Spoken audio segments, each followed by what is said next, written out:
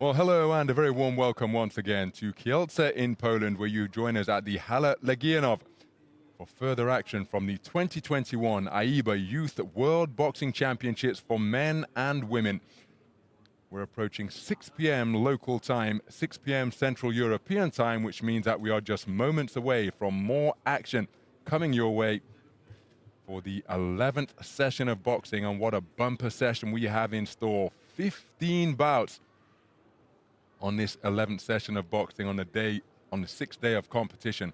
And we have got action in the women's 48 kilogram light flyweight division, 60 kilogram lightweight division for women, 81 kilogram light heavyweights will open their tournaments. And then we switch over to the men's bracket, where we will have welterweight, light heavyweight, and super heavyweight action to conclude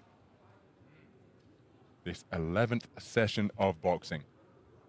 It's been terrific fare so far.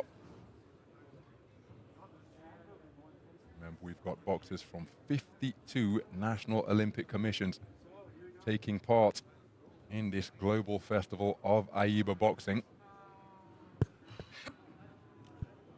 My name's Ronald McIntosh. I'll be covering the schedule here on Ring A. That is what we are seeing go through on the graphics right now. We've also got another ring in operation here at the Hala Legionov. And Ring B on the other side of the venue, you can see, will be covered by Andy Clark. And remember, you can subscribe to the AIBA YouTube channel, where of course you will find the live streams, and there'll be also archive and plenty of content that is being created as well. The officials in position, ready to take up their positions, be they required as referees in the ring or scoring judges on the outside of the ring. Only has been a very well organized tournament. This hall has been transformed to a well-dressed venue that is staging the 11 days of competition here at the 2021 AIBA Youth World Boxing Championships. Being staged in COVID-safe conditions, of course, during these difficult times of the global pandemic.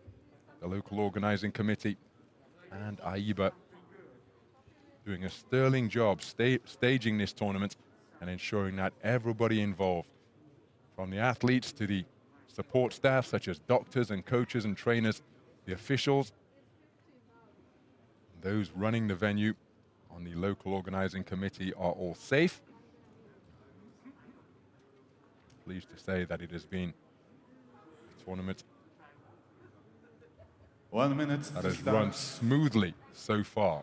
So we're going to get things underway in the 48 kilogram light flyweight division. And our first contest features boxers from Poland and Nepal.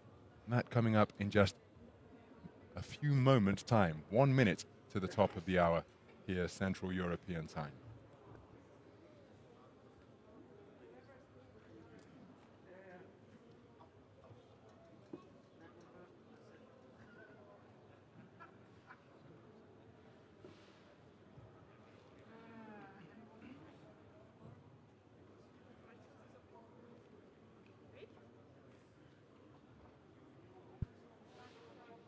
So as ever, there is plenty of activity backstage, but our focus of attention is going to be in the hall here. World Boxing Championships 2021.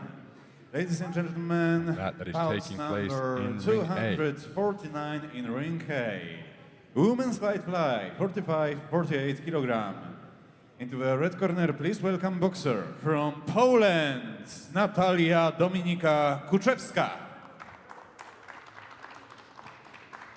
So Natalia KUCZEWSKA making her way towards the boxing ring. In the blue corner, representing Nepal, Susma TAMANG. Her opponent is the boxer from Nepal, Susma TAMANG.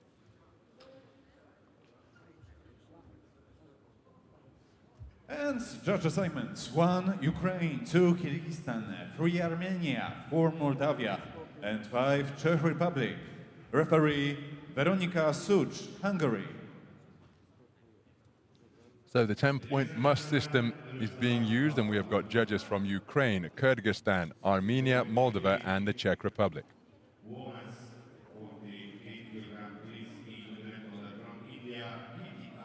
So there is Natalia KUCZEWSKA,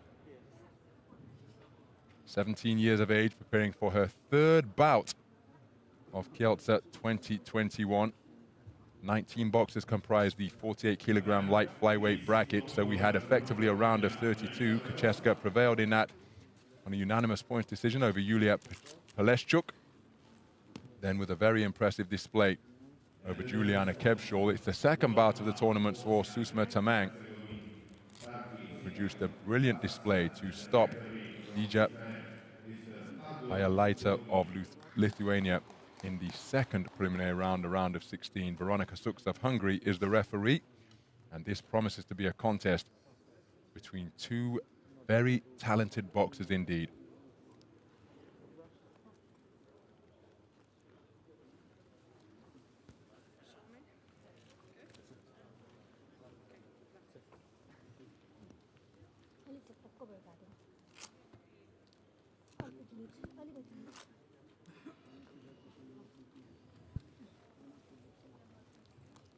Susma TAMANG, one of the two women that comprise the Nepal boxing team. In stark contrast, Natalia KUCZEWSKA, one of 20 in the Polish boxing team. Athletes in every weight class in the tournaments for both men and women.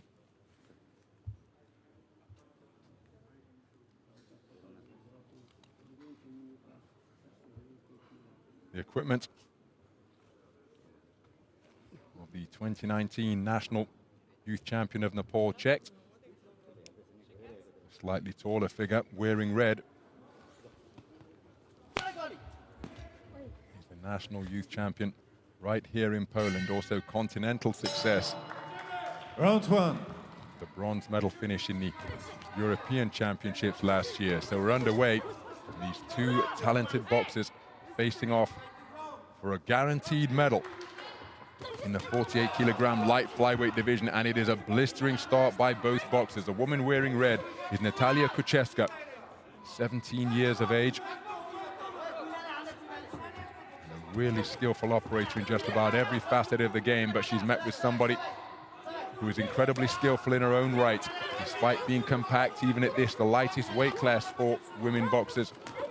She possesses terrifically quick feet, not unusual for her to beat her opponent to the jab, who will be able to establish their rhythm more effectively, more quickly. KUCZEWSKA getting after her immediately, but look at that for a right hand under pressure from TAMANG, and then a left hand on the retreat as well. So arcing punches landed by TAMANG as she was being pushed backwards, but right back onto the front foot is KUCZEWSKA, really looking to close the distance and be the aggressor against the boxer wearing blue. And of course, if TAMANG is going to spend the majority of this contest on the back foot, she may well have to stand her ground on occasion and show the officials that she's not trying to just nick the contest. Push back the pressure fighter if the opportunity presents itself. Beyond the halfway stage of the opening round, it's been fought at a frantic pace so far. Well, KUCZEWSKA, oh, that's a hard right hand landed by the woman in red during that coming together on the ropes.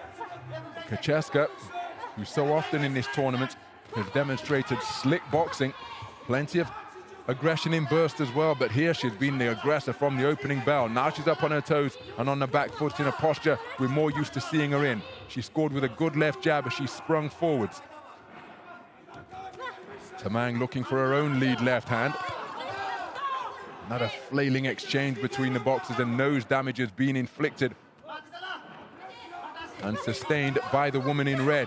Digging away to the right with the right hand to the body is TAMANG. KUCZEWSKA looking to get back onto the front foot once again. How big a distraction will that damaged nose prove to be?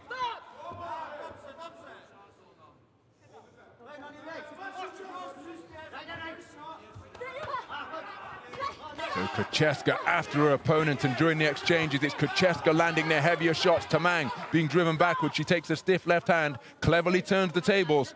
But KUCZEWSKA on that forward foray, getting the better of her opponent in blue. Now let's keep an eye on the referee and see if we get a gesture as to what has caused this injury.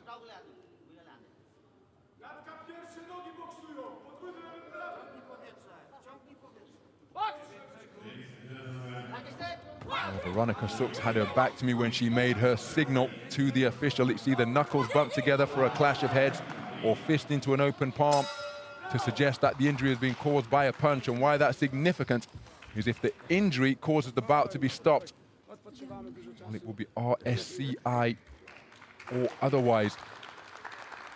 So KUCZEWSKA taking the opening round across the board. Her front foot pressure paying dividends. Can TAMANG do something to try and neutralize it? Because this was the aggressiveness that KUCZEWSKA came out with right from the opening bell. TAMANG was able to pick a couple of punches that were eye-catching in the midst of those flurries, but it was almost incessant front foot pressure, save for about 1 30-second spell where she got up on her toes, but otherwise, KUCZEWSKA looking to get on the front foot and crowd her opponent. Out, please.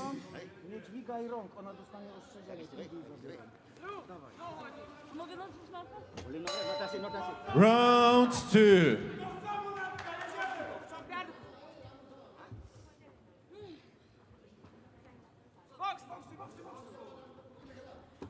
So sprinting back across center ring is Natalia KUCZEWSKA and immediately looking to pin TAMANG in the corner. TAMANG turns the tables and burrows away with a burst of punches to the body.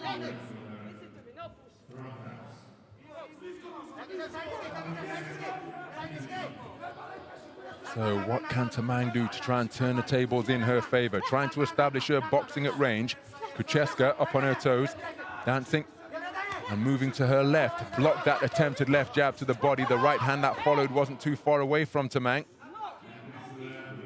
She's been spoken to on a few occasions now about holding and throwing her opponent. She's going to have to watch that she doesn't pick up a warning from the Hungarian referee. Working away with that right hand to the body. KUCZEWSKA trying to work away with her left over the top. So TAMANG now looking to employ movement. She blocked a shot coming in with good use of the right glove and then turned the tables terrifically once again. And the left jab is the final shot of that exchange. TAMANG getting the better of it. She scores with a single left hand jab once again, right into that damaged nose of KUCZEWSKA. KUCZEWSKA up on her toes, tries to come forward once more, walks into a left hook. And then a flashing left hook landed by the boxer in red as TAMANG was trying to retreat to the space of center ring. Both boxers showing different facets of their game. Nice left hand from TAMANG, catches KUCZEWSKA, she's coming in. KUCZEWSKA steps back on the gas, breathing through an open mouth now. And perhaps that damaged nose making breathing more difficult through the nose. Moving well up in the boxing ring, comes forward with a good left jab, does KUCZEWSKA. She's countered by a right hand from TAMANG. And the two boxers letting their hands go at close range once again. Both boxers enjoying success with their backhands. The final shot came from TAMANG. So TAMANG pecking and poking with that left hand lead. Walks KUCZEWSKA into another one. Ducks cleverly. And then scores with a left right. Now referee is calling time once again. And that damaged nose is going to be inspected once more.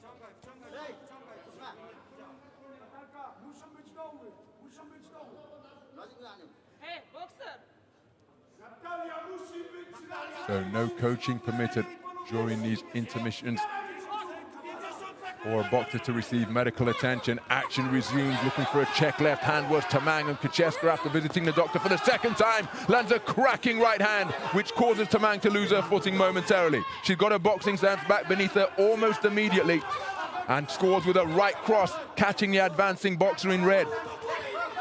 Coming forward behind a jab was KUCZEWSKA. There was an exchange of jabs. And it's increasingly physical, resulting in a trip to the canvas for both boxers. So Veronika Sux of Hungary instructing the two boxers to wipe their gloves clean because they're going to be used once again. Nice left jab landed by TAMANG. KUCZEWSKA coming forward, looking to employ that effective aggression once more. She scores with a good left jab as she stepped back into the pocket. TAMANG picking punches, but being driven backwards, and then takes a hard left hand from KUCZEWSKA. What a 3 minutes of boxing. Non-stop punching from opening bell to last. Absolutely terrific action in the women's 48-kilogram light flyweight division. And for the second successive round, it's a clean sweep for Natalia KUCZEWSKA. Make no mistake, TAMANG is in this contest, but not doing enough to get ahead in the contest. She's going to need a massive third and final round. But this is competitive in every conceivable aspect of the sport. They've demonstrated their punch resistance because they haven't been able to avoid the shots coming in. They've demonstrated defensive prowess. They've demonstrated the ability to move left and right, forwards and backwards. But KUCZEWSKA's aggression serving her well because it's proven to be effective aggression for the most part.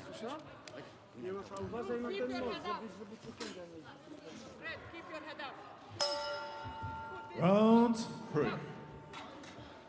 So into the third and final round then, and the boxer wearing blue needs an enormous final round. Remember, in a 10-point must system, 10-9 is judged to be a close round, 10-8 a clear round, 10-7 total domination. And Susma TAMANG requires one of the former 2 10-point must victories, but she just walked onto a stiff southpaw jab as KUCZEWSKA has switched stance. Operating as a left-handed boxer now, leading with that right leg and scores with the shot once again, catching TAMANG as she was attempting to come in with her own offense. Well, TAMANG, credit to her, she's trying to quicken the pace as she's targeting the body of the woman in red. KUCZEWSKA continuing to switch her feet, shaking her arms out. The clock is against TAMANG, and that's why she's on the front foot. KUCZEWSKA, who has been the aggressor throughout rounds 1 and 2, content to get on the back foot now and let TAMANG come to her. TAMANG lands with the heel of her glove with that left hand. Not a scoring shot. KUCZEWSKA trying to come out from the corner, but took a right hand as she did so, scoring left jab from TAMANG. KUCZEWSKA goes down with a left jab to the body. TAMANG responds with the same shot, but it was short of the range. How about that for a 3-shot success in that 4-punch combination from TAMANG? Beautiful right hand scored by TAMANG. KUCZEWSKA up on her toes, bobbing and weaving, out of the way of punches. On the inside, both boxers working away to the body. Now it's rather untidy. TAMANG holding on, both boxers wrestling into the ropes as TAMANG continues to let her hands go while KUCZEWSKA's head was through the strands. So both boxers really digging deep now. KUCZEWSKA, who started the round on the back foot, trying to get onto the front foot, but been running to straight shots there. Terrific portion of the round from TAMANG, who's remaining cool under fire. Both boxers exchanging, looping roundhouse shots. Jab to the body from TAMANG. KUCZEWSKA willing her way forwards. Scores with a left jab, but it's a 4-shot exchange. 2 were landed either way. Beautiful left hand landed by KUCZEWSKA, and she kept her movement going to effectively dance off the line. So both boxers feeling the pace of this contest. Mouths are open, but they are still continuing to will themselves back into the pocket, will themselves back into the fray. Looping right hand from KUCZEWSKA did catch TAMANG as she was looking to land, and then a jolting right hand landed by KUCZEWSKA. Another untidy tangle. KUCZEWSKA trying to fight her way off the ropes. Good right hand landed in that exchange by the woman in blue. Then both boxers working away to both head and body. A terrific exchange to conclude this contest. And that the contest in microcosm. An absolutely pulsating affair to open our 11th session of boxing here.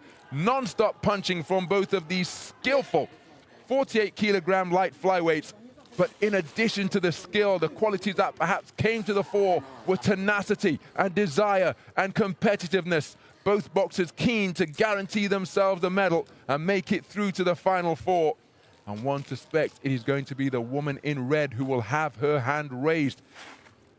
But TAMANG, a willing participant in what was a fantastic contest.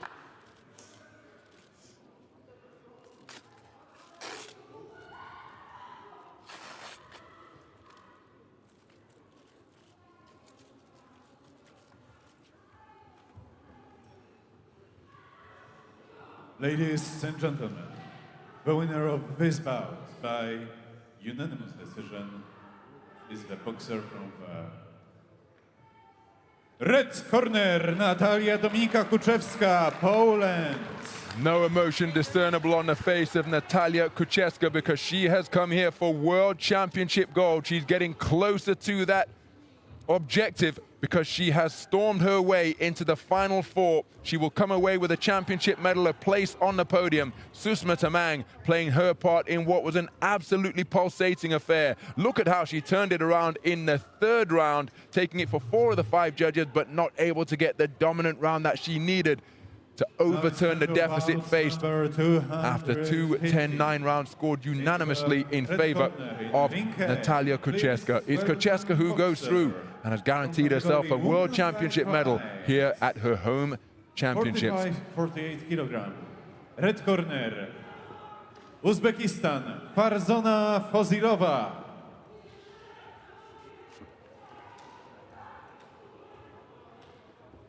And his opponent, representing Thailand, Thipsatcha YODWAREE.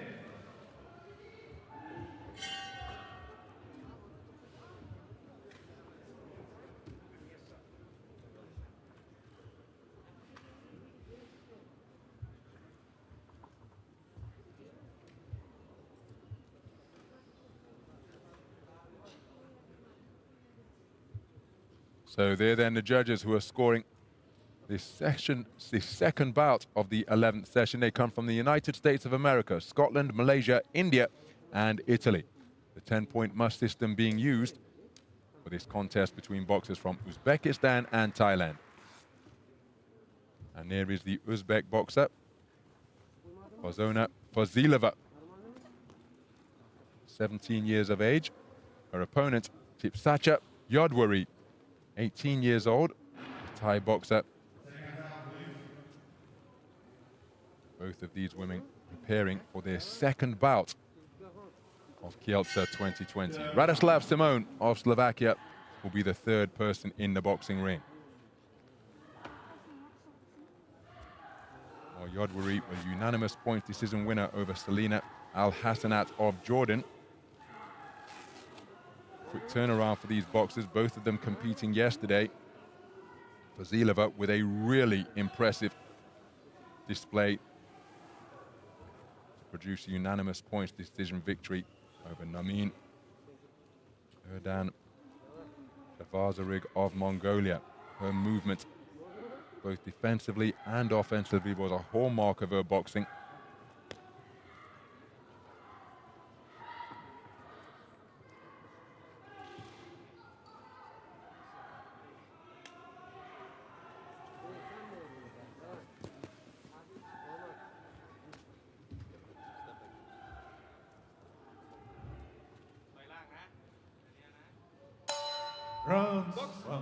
So we're underway then. 48 kilogram light flyweight action between boxers from Uzbekistan and Thailand. The woman wearing red, operating out of the southpaw stance, is Farzona FOZILOVA. Her opponent wearing blue, Thipsatcha YODWAREE. Two very skillful boxers who come in with an impressive set of credentials. National championships, continental medals as well. FOZILOVA, 20 national youth champion, 48 kilograms, following on from a national junior title success the year before. Her opponent, YODWAREE, who's demonstrated the ability to switch hit in her contest yesterday. And a flashing left hand, YODWAREE, and celebrates it by raising her glove. She comes in as a 2019 Asian junior bronze medalist at 48 kilograms. Remember,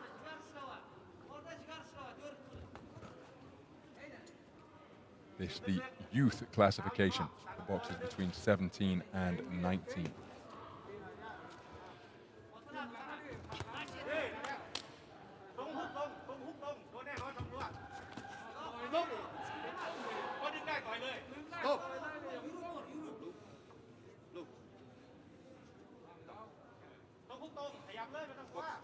So just beyond the midpoint of this opening round, FOZILOVA, feinting with the feet, waiting to counter, is YODWAREE. Dropping her hands now, leaving the chin open to try and just entice YODWAREE to launch an offense, and she's done exactly that and managed to skit away to her right to avoid the counter. There's a solid left hand landed by FOZILOVA. YODWAREE evading the punches, but not able to reply with any counter. So FOZILOVA just changing things up now, as YODWAREE gets through with a lead right hand on that burst forwards. Same shot once again against the southpaw, proving to be very effective, and YODWAREE just enjoying a couple of right hand successes. FOZILOVA looking to counter with that backhand of her own. FOZILOVA now taunting with that lead right hand. Whips in a left hand to the body of the woman in blue.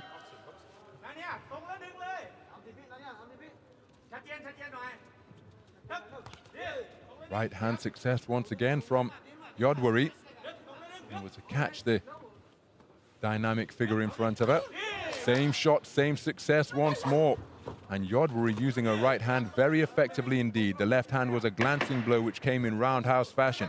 FOZILOVA on the sound of the 10-second clapper, just evading the attempted forward movement, but then a left hand got through from YODWAREE as her feet changed position momentarily to leave her in the southpaw stance. Effective pot shotting from the woman in blue.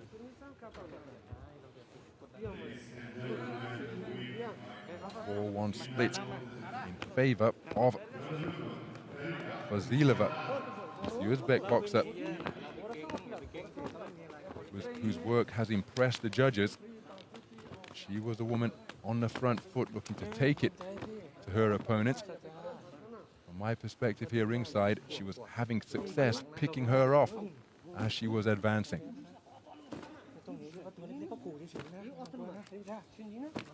10-9 round, 4 of the judges in this woman's favor. So what type of adaptation of tactics will that bring from the work of Thipsatcha YODWAREE? Round 2. So we go into the second round then.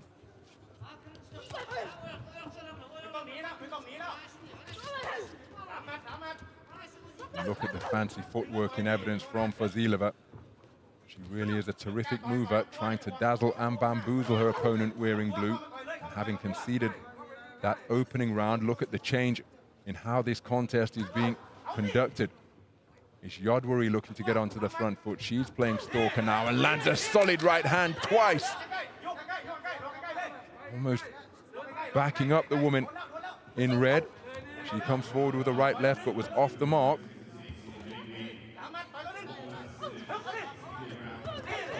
Nice punching off the ropes. Terrific shot selection from FOZILOVA, who just nods in acknowledgement of the work that she produced. YODWAREE says, well, I possess some pretty footwork as well. She got up on her toes.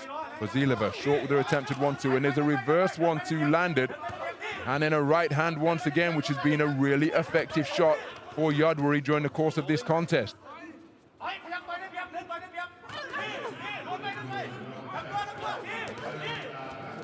So FOZILOVA content to back up to her own corner. YODWAREE getting on that front foot and looking to close the distance and score with that long straight right cross again.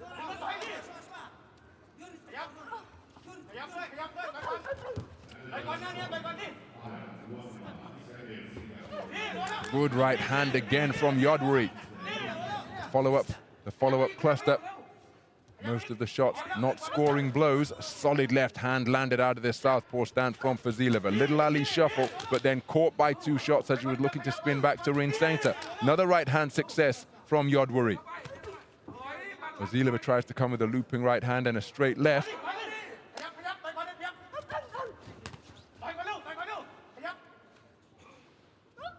Solid left hand driven into the body by FOZILOVA.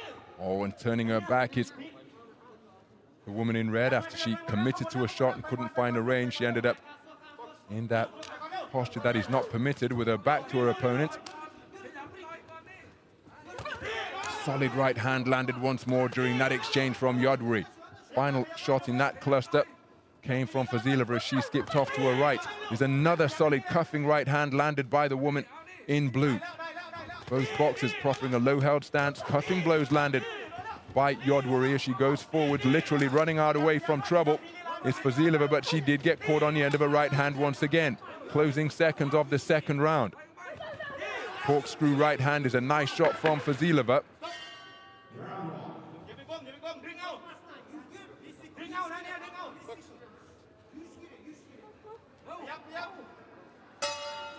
And there's the bell to conclude the second round, a very good round of boxing. Contrasting styles with a contest turned on its head because the front foot stalker, FOZILOVA, turned into the back foot dancer. And YODWAREE tying it up. Two of the judges. She leads for one judge, and it is a two. For two judges, it is FOZILOVA who leads. So what a final round we have in prospect. All square for two judges. FOZILOVA is up for two judges, and YODWAREE up for one of the judges ringside here. And so the contest very much in the balance.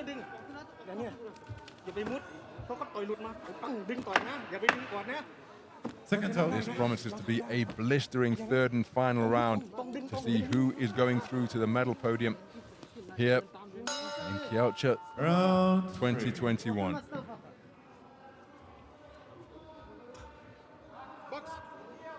So we're underway then, a sporting touch of gloves, because this one is likely to be action-packed.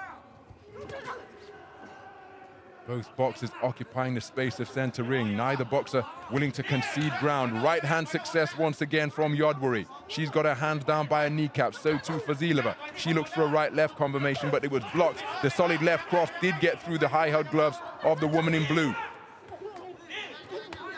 So working away on the inside, neither boxer really successful with any of their attempted shots. Right hand success for YODWAREE once again, countered by a backhand success for FOZILOVA. Beyond punching range at the moment, YODWAREE edging forwards, looking for that right hand once more. FOZILOVA counters with a left cross of her own. Plenty of feinting, YODWAREE getting through with a glancing right hand. FOZILOVA's may have scored as well as she was employing the layback. Corkscrew left, not too far away. YODWAREE went looking for that right hand counter, but FOZILOVA was already gone. Oh, that's a solid right cross, landed straight through the middle, and YODWAREE allowing herself a little dance of celebration in acknowledgement of that fact. Minute gone in the third and final round of a contest that is in the balance. Terrific right hand again, and look at the knees come high from YODWAREE. Just letting FOZILOVA know, I got you, you know I got you, and I know I got you too. FOZILOVA falls short with her attempted response. YODWAREE on top of the logo at center ring. FOZILOVA's attempted left cross was long, going over the shoulder of YODWAREE. But there's a cuffing right hand as FOZILOVA spins off the line. She comes forward, bulldozes YODWAREE into the ropes and scores with a corkscrew right hand.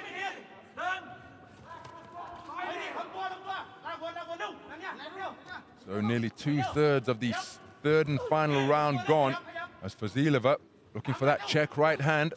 She looks to pivot off to her right, scores with a good left hand to the body, and then spins off to her right once again, moving anti-clockwise. Nice right jab from FOZILOVA. YODWAREE looking for that right hand after a quiet period of the round for her. Both boxers perhaps saving themselves to try and launch a grandstand finish as YODWAREE just put on the end of a southpaw left there. Final 30 seconds of what has been enthralling final round. YODWAREE scored with a slapping left hand just a few moments ago. Look at the concentration evident on the faces of these boxers. One mistake at this juncture could prove decisive. Costly indeed. Looking for the right hand were both boxers. 10-second clapper has sounded. Good left hand landed to the body by FOZILOVA. FOZILOVA scores with a backhand in that coming together. What a round of boxing, what a contest. A contest which was all square for two judges. Where FOZILOVA led for two judges and YODWAREE led for another judge. That's the type of contest it was. One where there was plenty of skill in evidence and the concentration levels producing a really high level of intensity. You'd expect nothing less at the quarter-final stage of the World Championships. Once YODWAREE arrives, we're going to get the verdict at the conclusion of what was a very close bout.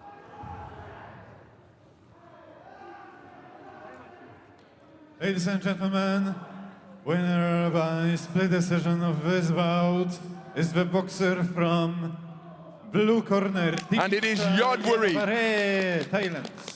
Thipsatcha YODWAREE has prevailed on a 3-2 split, and just look at how tight it was. 4 of the 5 judges have just 1 point in it, but YODWAREE's use of the right hand serving her very well indeed. And it is YODWAREE who has gone through to the semi-final stage, where she is guaranteed at least World Championship bronze, and that is how she did it. The scorecards reflecting just how tight and competitive this contest was. It is YODWAREE who goes through to the final 4 for FOZILOVA, fourth participant in what was a cracking contest. Women's lights, 57-60 kilogram. Into the red corner, please welcome boxer from Kazakhstan, Zhuldyz, SHAYAKHMETOVA.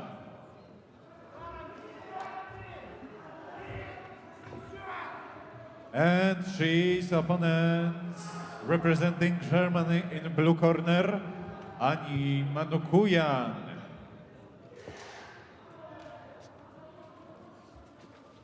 Judge assignments: 1 Italy, 2 United States, 3 Mongolia, 4 Sri Lanka, and 5 Ukraine.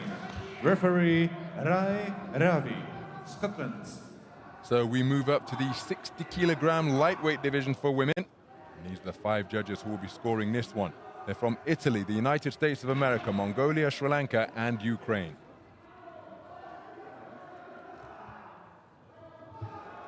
There is Zhuldyz SHAYAKHMETOVA. And her opponent, Ani MANUKYAN.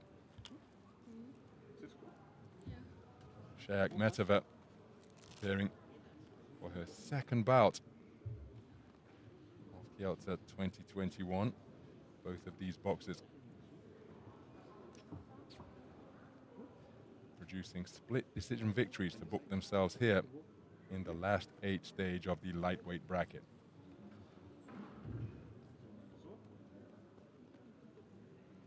Our referee is from Scotland.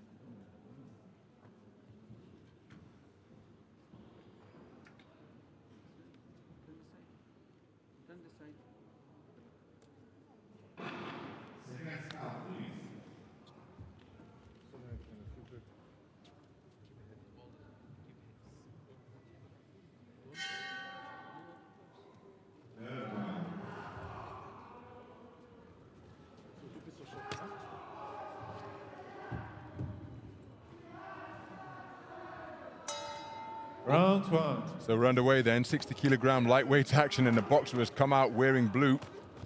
Scored with a jab before being put on the receiving end of one. Is Ani MANUKYAN, 18 years of age, representing Germany. Her opponent is from Kazakhstan, 17-year-old Zhuldyz SHAYAKHMETOVA. Solid left jab landed by the boxer in red.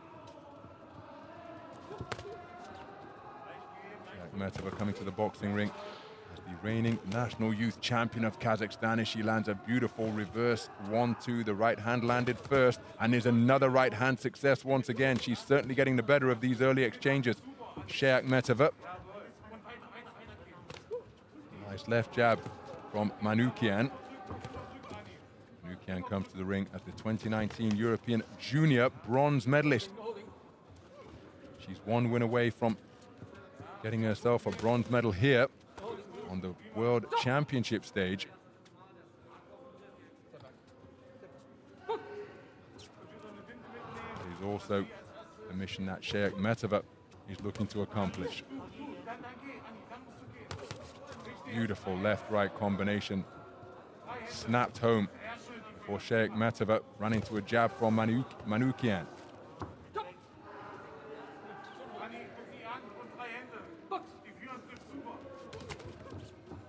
So SHAYAKHMETOVA looking for that left-right combination once again. Solid right-left landed by MANUKYAN. SHAYAKHMETOVA just initiating a clinch to get herself off the ropes. Exchange of backhands of both boxers, fully committing to their right crosses.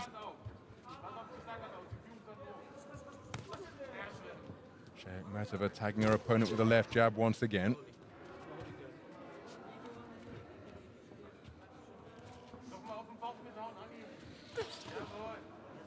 Right hand attempted to the body was short, but the left jab which followed from Manukyan was landed, as was that solid left hand, and then followed by a right by SHAYAKHMETOVA, giving her the better of that exchange, but Manukyan comes right back with an educated left hand of her own.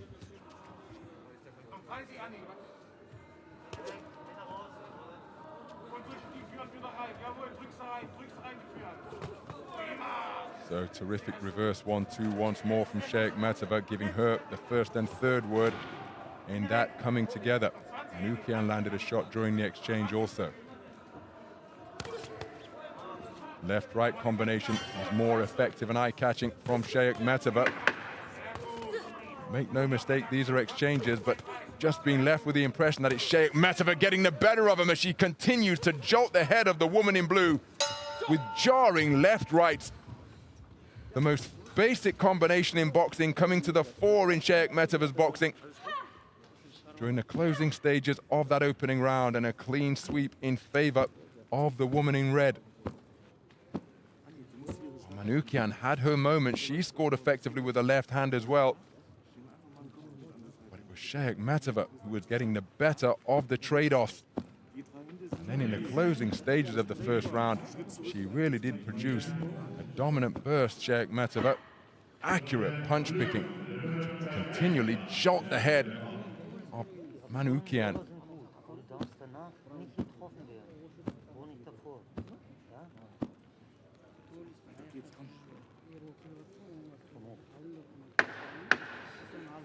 Seconds out. Schön die Schlaghand mit kontrollieren, ne?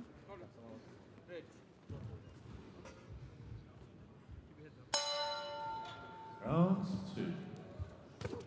So out behind a long left jab come both boxers. Manukyan, part of a 13-strong German boxing team, as she lands a good left hand, looking to come forward once again behind her own straight punches. 13-strong German team comprised of 5 women and 8 men. Kazakhstan here with 20 boxers, one in each weight class in both of the tournaments.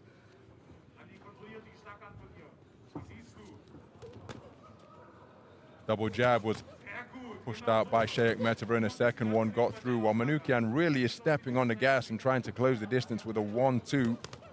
Exchange of jabs there. Manukyan's was effective.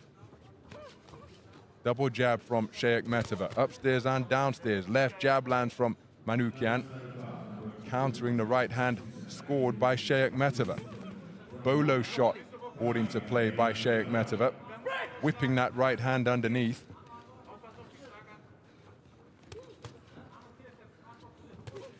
Nice left jab by Manukyan.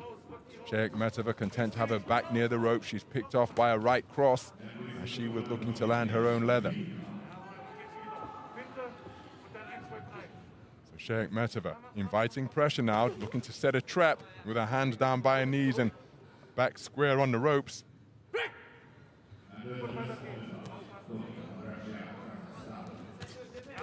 Lovely left jab once again from Manukyan. SHAYAKHMETOVA back into the pocket. Exchanges occur at mid-range. Change of jabs once again, but Manukyan's was more solid.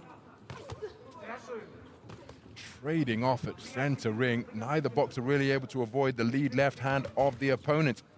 SHAYAKHMETOVA looking to get on the front foot now as there's an exchange of punches once again.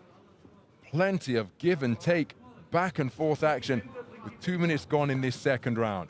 SHAYAKHMETOVA coming forward behind a left-right combination as the boxers exchange lead hands once more.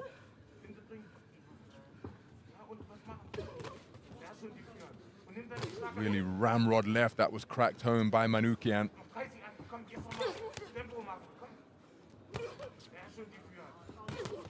And it's falling into an almost predictable, readable pattern is this contest through this previous 40 seconds or so, and that is it.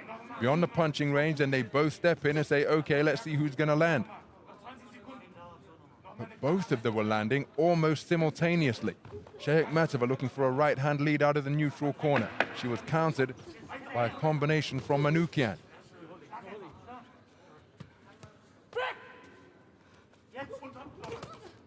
Again, the pattern resumes once more. Both boxers landing at almost the same time. So for 4 of the 5 judges, it is a 2-point advantage in favor of SHAYAKHMETOVA. Manukyan taking it for 1 of the 5 in that second round. She was certainly more competitive. SHAYAKHMETOVA will know that she's in a contest. But going into the third and final round now, the boxer in blue needs a massive 3 minutes to overturn the 2018 deficit that she faces for 4 of the 5 judges. And given how evenly contested it has been up there in the boxing ring, well, that would require a dramatic turnaround. What can Manukyan do to try and put the pressure on SHAYAKHMETOVA of Kazakhstan and score punches without reply, because that is what she needs, but that hasn't really been the case for either boxer for any sustained period of time so far. It's been two-way action all the way through, as SHAYAKHMETOVA looking to establish her lead left hand once again. Manukyan will be aware of the context of the bout thanks to AIBA live scoring, as there's another exchange of lead lefts. Solid left jab landed by SHAYAKHMETOVA was the better shot in that trade-off. SHAYAKHMETOVA content to stay beyond punching range now, hand down by a kneecap, comes forward with a beautiful left hand in a reverse 1-2. The right hand was short, but the left hand landed on the money. It was a left-right combination that followed. Good right hand from Manukyan. Neither boxer really able to evade the punches that are coming in their direction. Both boxers demonstrating terrific chins, as plenty of shots have landed solidly through the 2 completed rounds we've had so far, and the third of this one. Minute gone in round number 3.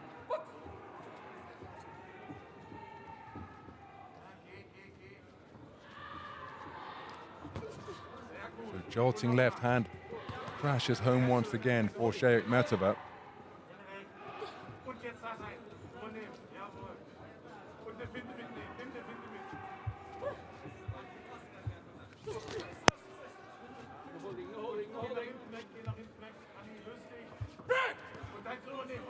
So beyond the midpoint of the third and final round, Manukyan looking to launch a big backhand, lands with a left jab. SHAYAKHMETOVA just initiating a clinch.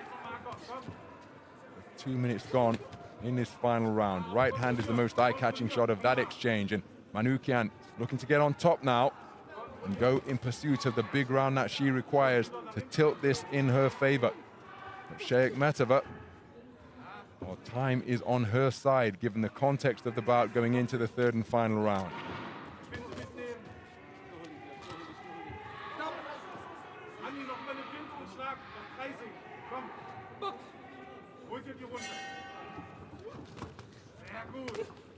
Nice right hand landed by Manukyan once again. Look at the exchanges that have been. This just typifies the entire contest we have seen so far. Left jab to both body and head for SHAYAKHMETOVA.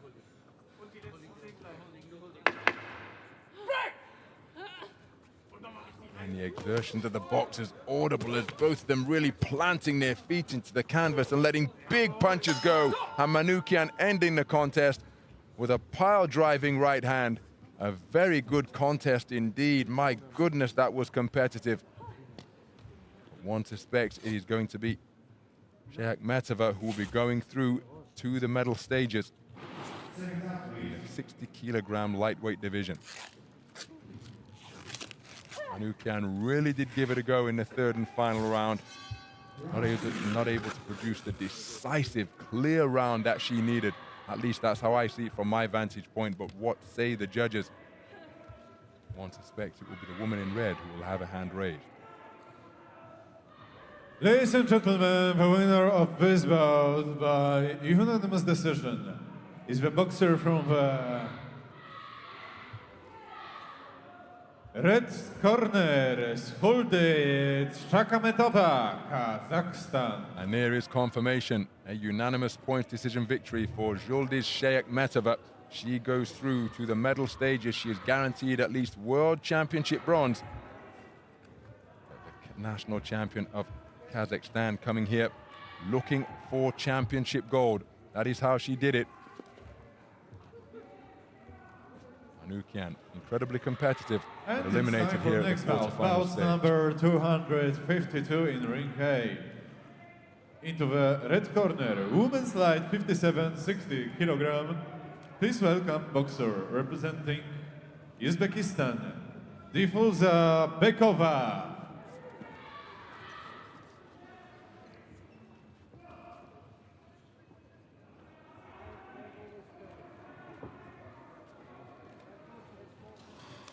And she's opponents representing Romania. In blue corner, MARIN Loreadana-Andreea. So we remain in the women's 60 kilogram lightweight division, and this is between boxers from Uzbekistan and Romania. 4 India and 5 Moldavia.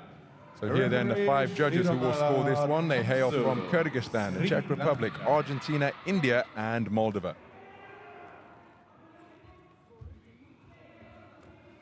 Well, there is Dilfuza BEKOVA.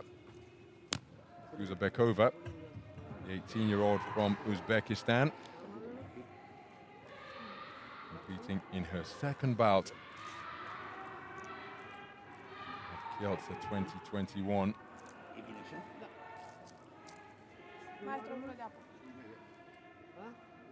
Shiramala Tampu is the referee. She'll check the equipment of both boxers.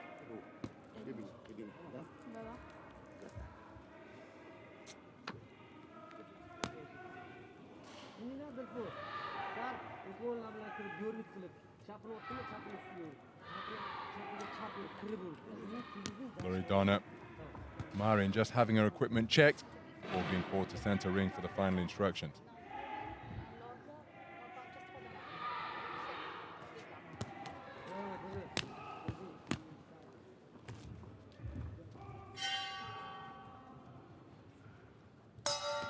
Round 1. Well, both of these boxers have enjoyed success on the continental stage in terms of coming away with championship medals. They are one win away from emulating those accolades here on the world stage in Kielce 2021. The boxer wearing red is Dilfuza BEKOVA.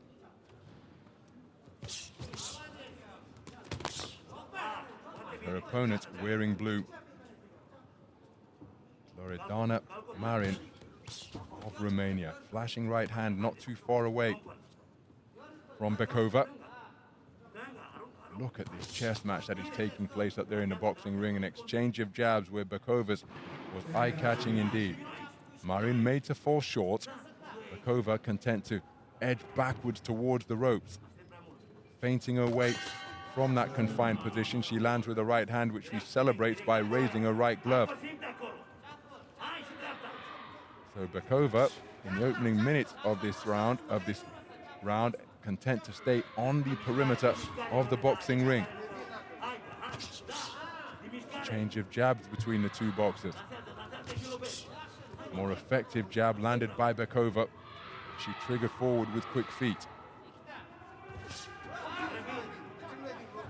Both boxers demonstrating their prowess in terms of movement up there in the boxing ring. Nice right hand landed by BEKOVA. And another one, and twice, 3 times in quick succession. MARIN going backwards in a straight line, and her chin was tagged repeatedly, snapping her head backwards.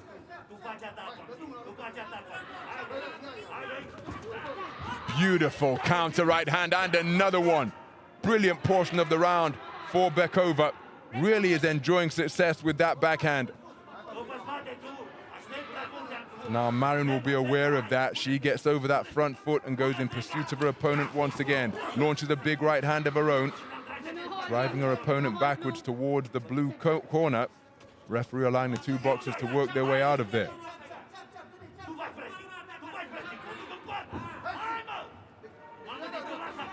Just lost her balance momentarily, they did BEKOVA. MARIN content to wait. Given what has transpired thus far in the opening round, I think she's going to have to quicken her work, have more success in the closing stages. She hopes to nick this opening round. Counter right hand not too far away from MARIN. BEKOVA scoring with a left jab without reply, and there's the more eye-catching shot once again. An up jab, an up jab from BEKOVA. Solid right hand once more. Twice in quick succession to conclude the round. The right hand landing effectively for BEKOVA from Uzbekistan, and here's confirmation of a clean sweep across the board, reflecting the very good round of boxing that she produced.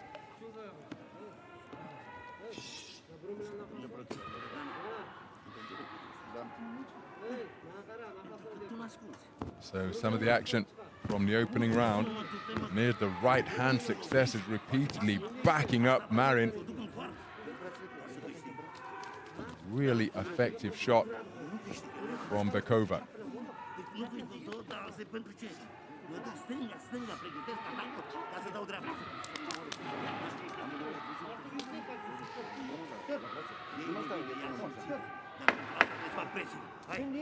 Seconds out, please.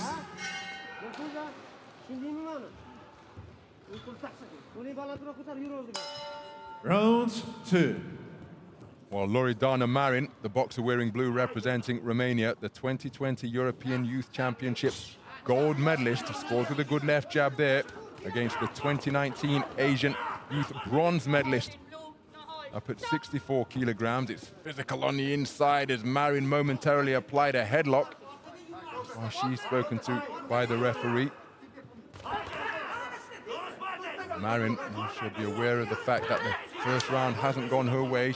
Another right hand whipped over the top, but then a nice single shot from the left flank by MARIN, catching BEKOVA as she was thinking about pulling the trigger.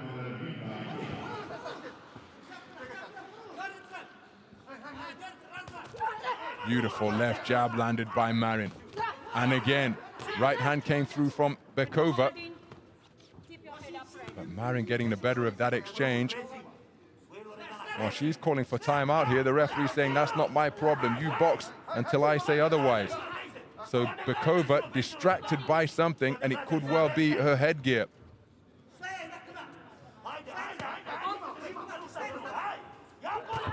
Solid left jab landed by MARIN. BEKOVA looking for that right hand.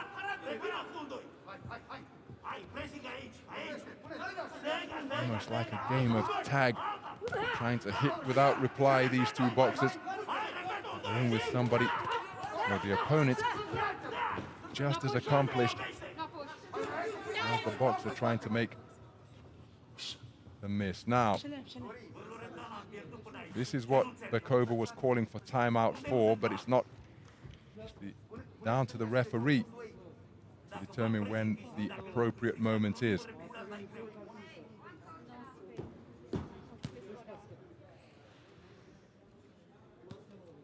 So the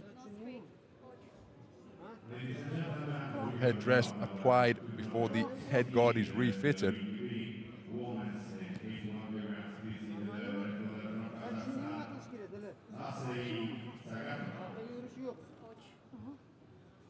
No coaching permitted while these adjustments are taking place. So BEKOVA now comfortable in her headgear once again. What a resumption from MARIN. Left-right success, and then a check left hand as she was able to dance off to her left to avoid the counter. Left jab is an effective shot from MARIN once again as she continues to trip out that lead left hand. Good work to the body with two shots, then a right hand upstairs from MARIN. Solid left jab landed once again from MARIN, making BEKOVA miss. Nice jab to the body from the woman in red. Then that's countered immediately by a left hand upstairs from BEKOVA. Should be by MARIN.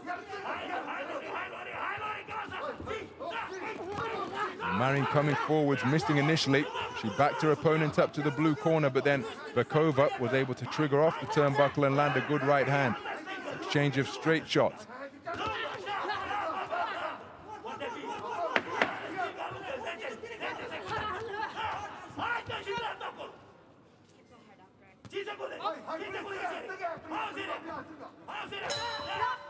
An exchange of jabs on the closing bell. They just watch one another go back to their respective corners. A very good round of boxing once again. Plenty of skill. And look at the fight back from MARIN, taking it for 4 of the 5 judges, meaning that it is all square as we prepare to go into the 3rd and final round. For 4 of the 5 observers seated ringside. Incredibly tight contest, this one. And MARIN, to her credit, picked her punches more efficiently. The laid left hand in particular served her very well indeed.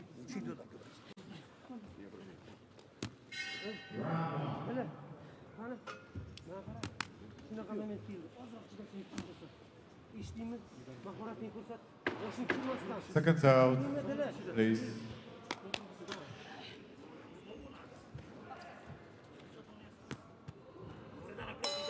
Round 3. So this battle of reigning national champions has been the most enthralling affair. The contest is up for grabs as we go into the 3rd and final round. The woman in blue, MARIN from Romania, has used that lead left hand terrifically to get herself back on terms, taking the 2nd round for 4 of the 5 judges. Here's a right hand over the top from BEKOVA. MARIN increasing in confidence now. She takes a single shot and another one from BEKOVA, who's establishing her own lead left hand. Digging away to the body with the right hand was MARIN, while her opponent's head was beneath her arm.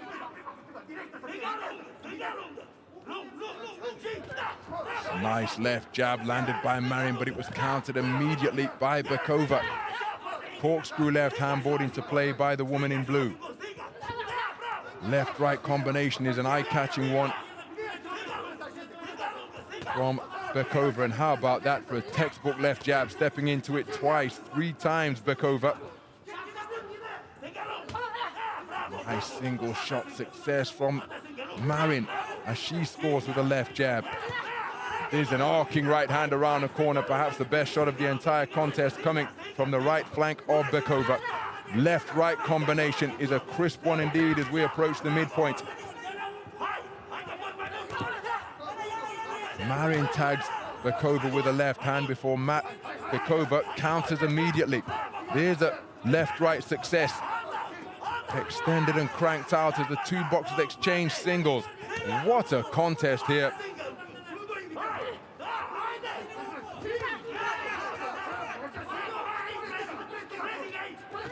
So MARIN looking to edge her way forwards. Beautiful lead left hand landed by BEKOVA. Less than a minute to go.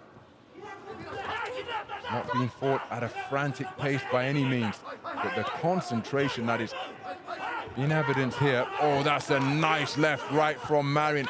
BEKOVA comes back with a right cross success of her own. Right hand from MARIN is the best shot of that exchange. Left jabs exchange. MARIN's was as solid as could be, stepping into it, but how about that for a backhand success? It was fired in like a bazooka from BEKOVA.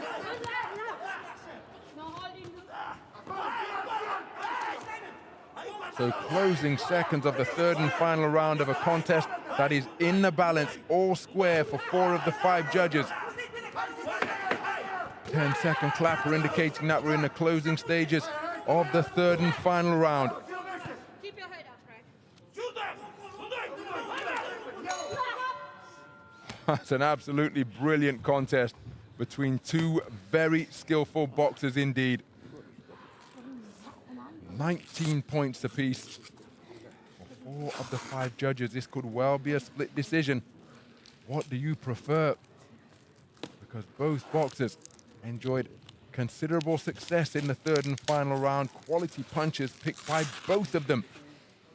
Right hand over the top from BEKOVA. Right hand in response from MARIN. Which way is this one going to go? winner will progress through to the medal rostrum.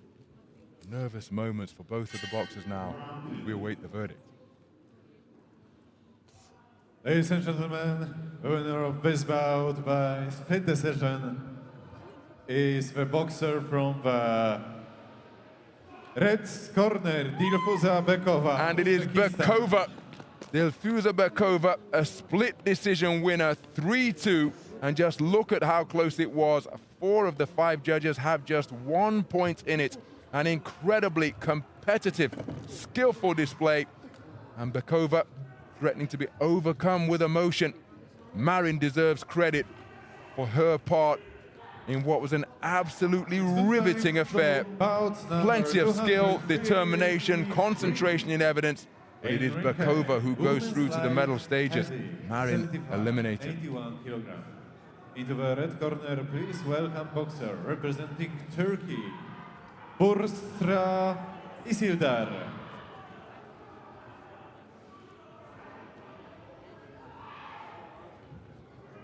And his opponent representing India in blue corner, KHUSHI. And judge assignments: 1 Ukraine, 2 Argentina, 3 Malaysia, 4 United States, and 5 Slovakia. Referee Valery Pastuchov, Moldavia. So they're the 5 scoring judges who will be the arbiters of this opening 81 kilogram light heavyweight contest. Just 6 boxers in the light heavyweight division, so this quarter-final bout. And here is Busra ISILDAR. And her opponent is the Indian boxer KHUSHI, over in the blue corner.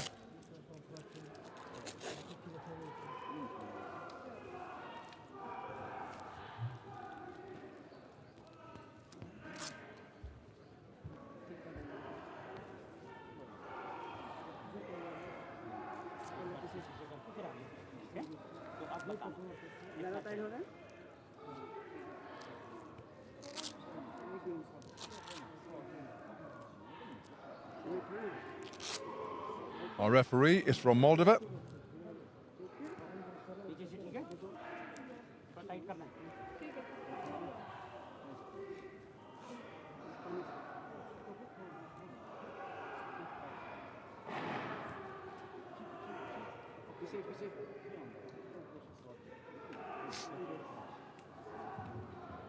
So the referee brings both boxers to center ring as we prepare to open the 81 kilogram light heavyweight tournament.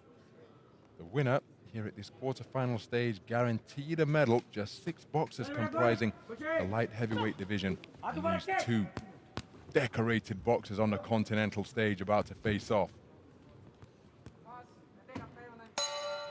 Round 1. So we're underway then. Action in the 81 kilogram light heavyweight division, and both boxers setting about each other immediately. The woman wearing red is Busra ISILDAR of Turkey, the reigning European champion.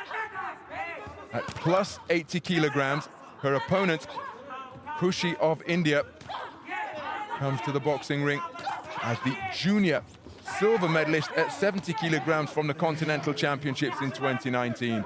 And these 2, well, they've had to wait 6 days to get their tournament under punch. My goodness, didn't she end the argument with a cluster of punches to bring about a standing count. So ISILDAR, having produced that standing 8 count, keen to press home the advantage she's just earned. Very busy figure is the boxer in red. What a right hand, followed up by a left as well. ISILDAR enjoying a terrific portion of the round, really finding her range now, and KHUSHI being outgunned in these exchanges. And KHUSHI being out-punched, being outworked, and she's being picked off by the more accurate punch-picking of ISILDAR. KHUSHI looking for a right hand, which was rather looping shot, but it did get through, may have been with the inside of the glove. The The manner in which she clenches her teeth when she's letting her hands go as ISILDAR lands another hard right hand. But ISILDAR with a little bit of a tell, clenching her teeth before she launches, but she's taken that first round. And probably in dominant fashion, unanimously in her favor. Busra ISILDAR aggressively out of the blocks. KHUSHI tried to match her in the early stages, but the more the round went on, the more it was ISILDAR who was able to assert her and increase her dominance.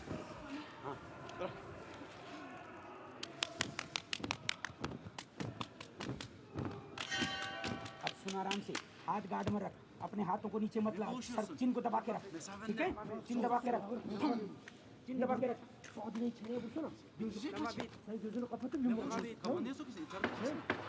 Seconds out. हाथ guard में रख, जैसे ही नजदीक आती है उसे पूरा प्रकट मारो ऊपर उठा के. हाथों को दबा के रख. Round 2.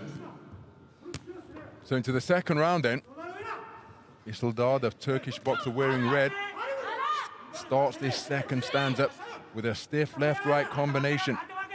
She's 19 years of age tomorrow. Her opponent, KHUSHI, 17, and that's why all of her continent. She takes another left hook.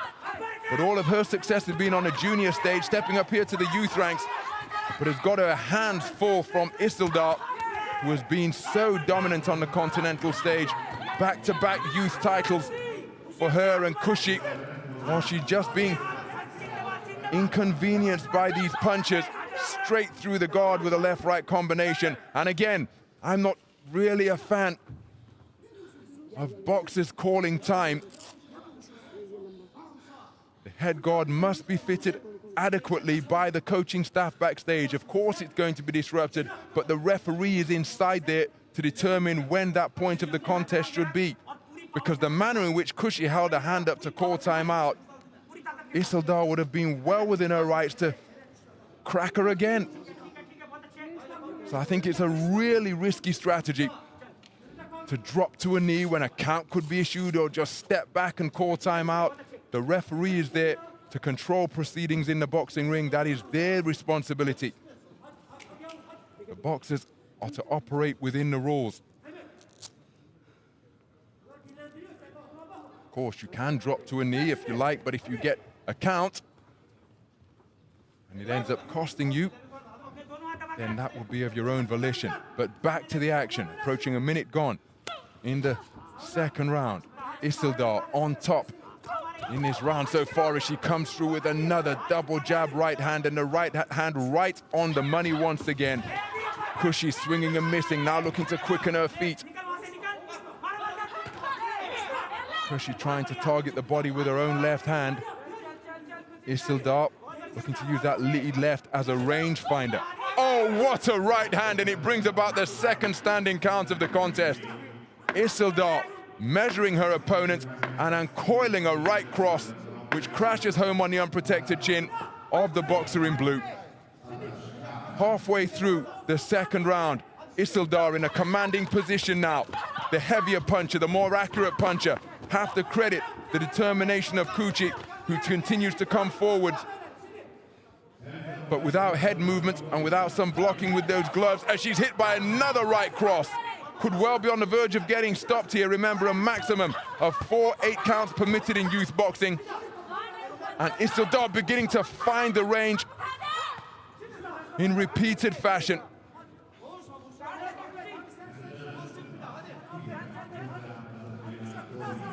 So KHUSHI just looking to get herself back into this second round, and she takes a left hook, which swivels her head once again. She's tucking up, she's under pressure. Big right hand crashes in once again. No standing count forthcoming. KHUSHI being out-punched by a tremendous margin. What a period of the round for ISILDAR. The intervention as another left-right pierces the defenses of the boxer in blue. And look at how KHUSHI's energy has been depleted. Her punch is far more languid now because she has taken an awful lot in this second round of accurate, heavy shots from the Turkish boxer in red. She intelligently goes down to the body. KHUSHI gamely trying to compete and fight back. But ISILDAR with a dominant second round as she lands another Strong right cross. Same shot once again, and a left-right combination. Another standing count, and I think this contest could well be waved off. KHUSHI. Negative body language coming from her up there in the boxing ring, and that is it. RSC in favor of ISILDAR, and she is absolutely elated. She has guaranteed herself a place on the medal rostrum here at Kielce 2021. Incredible aggression, which was accurate. The punch picking was accurate, the aggression was effective, and that is enough to send her storming through into the semi-final stage of the women's 81-kilogram light heavyweight division. My goodness, she packs a punch.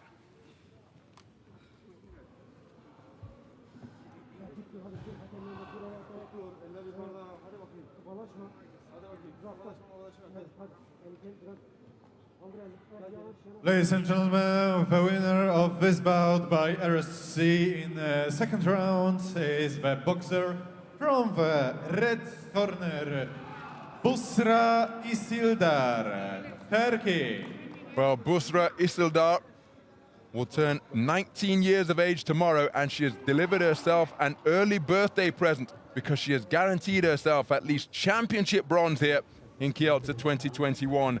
Winner RSC round 2, eliminating the 17-year-old KHUSHI, the 2019 Asian Championship silver medalist in the junior ranks. Subjected to a second round stoppage. 254 ISILDAR, who goes through. Welter, 69 kilogram. Into the red corner, please welcome boxer from Slovakia, Ladislav HORVATH.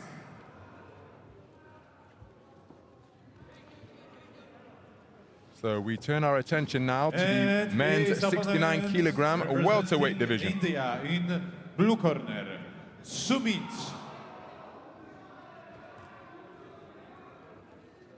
And of course, judge assignments: 1 Mongolia, 2 Uzbekistan, 3 United States, 4 Hungary, and 5 Armenia. Referee Terezi Krejbychova, Czech Republic. So here then the judges who are seated around the boxing ring to score this one. Our opening contest in this 11th session of boxing in the men's 69-kilogram welterweight division. They're from Mongolia, Uzbekistan, United States of America, Hungary, and Armenia.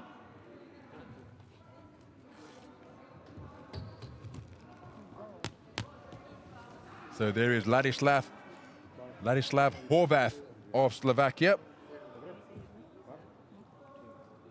preparing for his second bout of the tournament. The man in the blue corner is SUMIT. He's also preparing for his second contest. Our referee is from the Czech Republic. Both of these boxers receiving byes in the first preliminary round. 36 boxers contesting the 69-kilogram welterweight division for men, so effectively we had a round of 64. HORVATH prevailing on a unanimous points decision over the Greek boxer Dimitrios Maimaitis to progress through to this stage. SUMIT with a devastating display against Rafael Perdomo, stopping his man in the second round.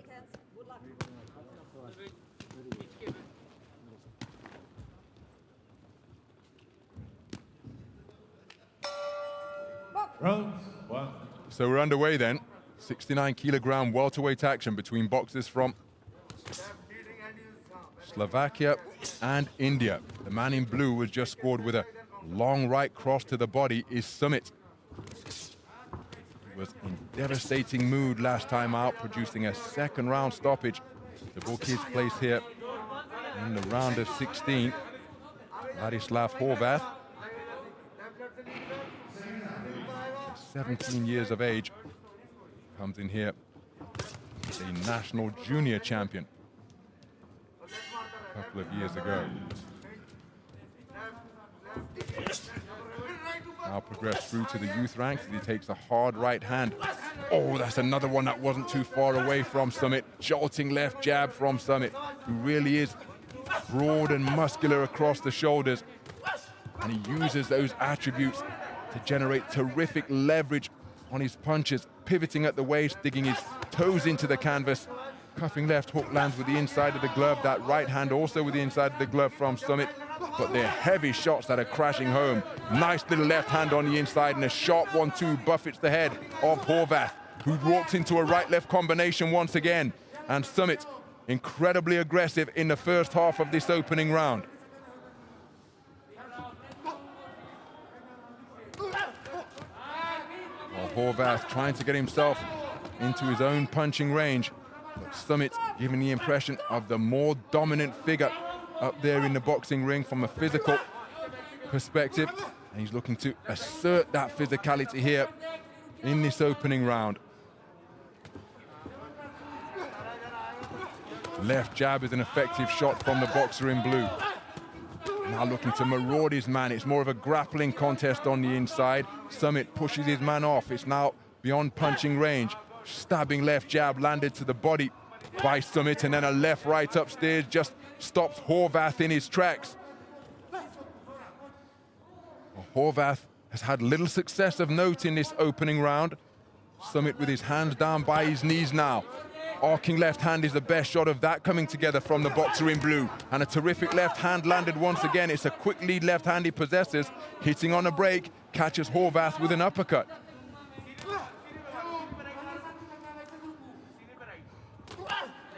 So left-right combination wasn't too far away from SUMIT. He lands a hard right hand into the left flank of HORVATH's ribcage.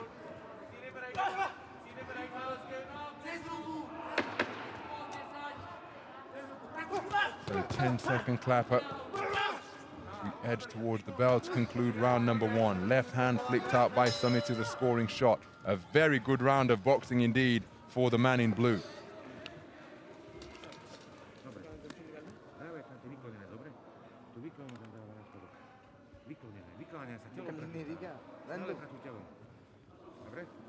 So 10-8 for two of the 5 judges. SUMIT with a dominant opening round. 69 kilogram welterweight, round of 16 bouts. Hard right hand dug into the body. His shots are very, very heavy indeed. Really commits to them. Look at the disruptive effect that they have when they're catching HORVATH. He simply cannot get set and can't get into the contest with any offense of his own. Every shot that lands has a jolting, jarring effect. So HORVATH, what can he do to try and get himself into this one? We're into the second round. It was the second round where SUMIT produced his stoppage in the round of 32 last time out. Getting his man out of there, RSC round 2. HORVATH remaining composed under this pressure. Looking to score with punches to the body.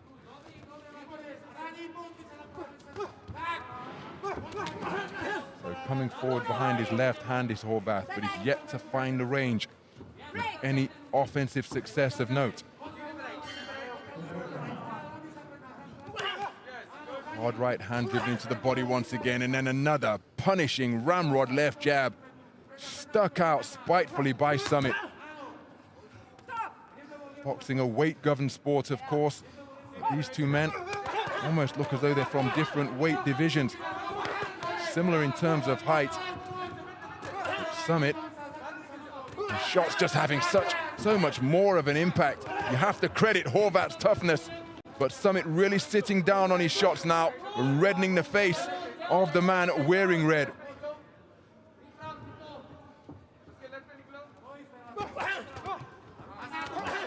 Left jab once again, stopping HORVATH in his tracks.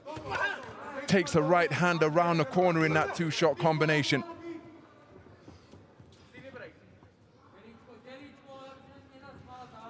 It's a really difficult mission. This is another right hand. Drives HORVATH backwards. He steps back into the pocket. Left hand knocks him off balance as he was loading up with his own backhand. Another left-right combination, and a standing count may well be forthcoming here, because HORVATH simply cannot get into his own punching range without paying a heavy price. Being put on the end of the flashing fist of the man in blue. And they are loaded with leverage as well. Gamely grunts and steps back into the pocket as he lands a right hand to the body, HORVATH. But his success has been minimal. A two-man contest has been turned into something of a procession through this second round for SUMIT. Left jab scored by SUMIT as HORVATH fell into his man and sunk a right just above the belt line.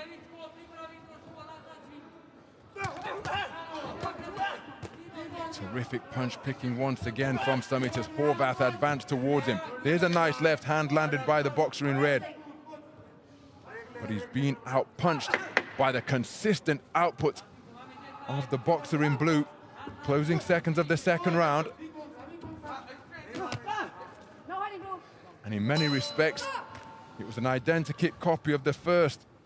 Weary-legged walk back to the red corner for HORVATH. Slumps down into his stall. SUMIT in complete control from my perspective here ringside. And the scorecards reflecting that.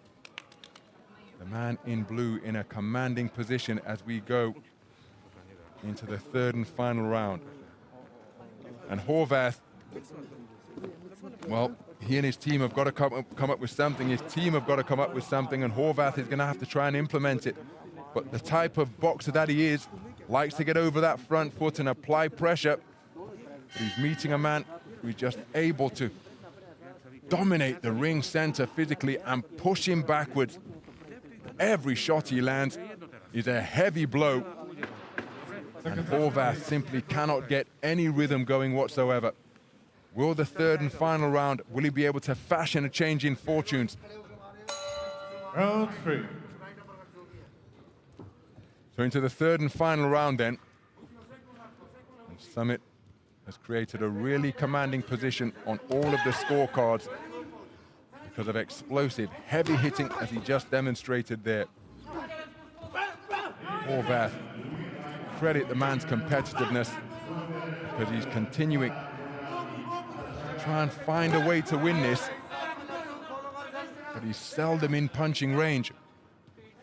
Reduced to swinging and missing because when the two men are in punching range, it's invariably SUMIT who lands first. And when HORVATH does land, he comes off second best in the exchanges.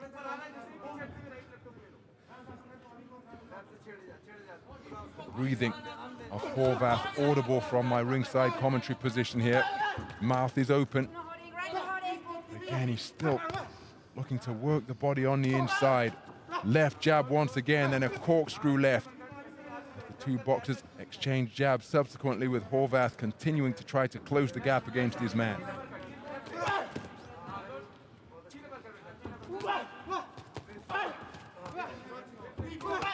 Oh, solid left-right combination landed by SUMIT. Good work to the body from SUMIT beneath the elbows of the man in red. Defenses, holes appearing in the defense of HORVATH now. Can't keep his hands up. And if he does put them up, it leaves the body open as another hard right hand and then a left jab, continually swiveling the head of the man in red. And a standing count issued by the referee from the Czech Republic. SUMIT looking to step on the gas in the third and final round.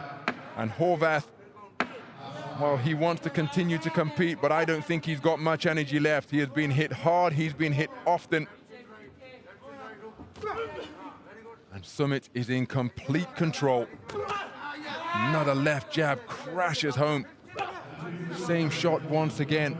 And HORVATH, well, he's been outboxed and outfought in just about every department. He hasn't been able to get into the contest as a corkscrew left snakes home for SUMIT.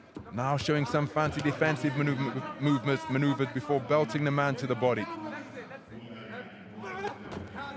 Left hand success for HORVATH.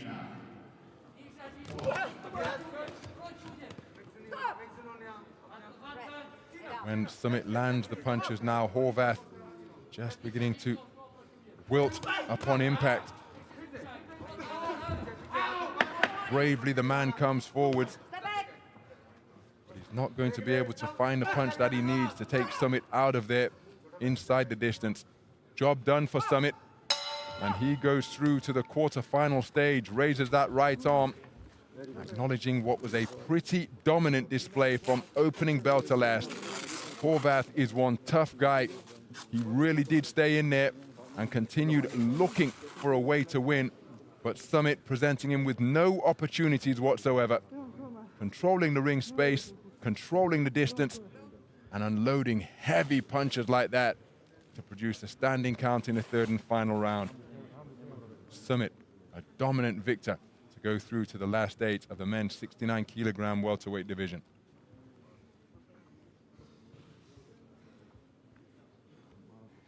Ladies and gentlemen, the winner of this bout by unanimous decision is the boxer from the blue corner, SUMIT, India. So SUMIT prevailing with a unanimous points decision victory over Ladislav HORVATH, the man from the Slovakian boxing team, eliminated in the round of 16. And it is SUMIT who is now one win away from the medal. We'll see him in the ring tomorrow in the evening session at the quarter-final stage. And that is how he did it.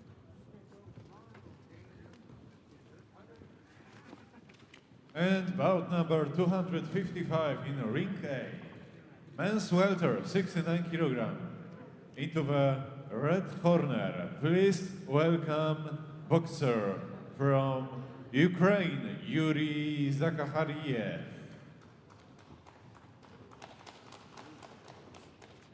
And his opponent, representing Finland, is Sam Morovati.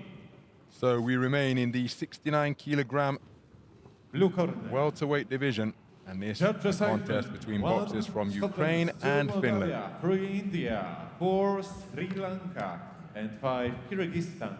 Referee Kanbod Badrak. So here are the judges who will score this one. They hail from Scotland, Moldova, India, Sri Lanka, and Kyrgyzstan.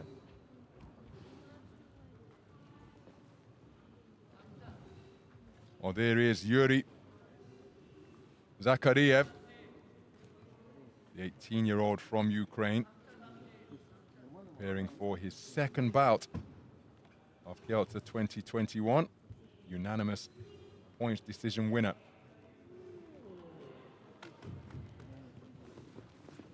In his previous outing, where he was absolutely superb to eliminate the Italian boxer Manuel Lombardi with a fantastic display. Kanbod Badrak of Mongolia is the referee. Sam Morovati also preparing for his second bout of Kielce 2021.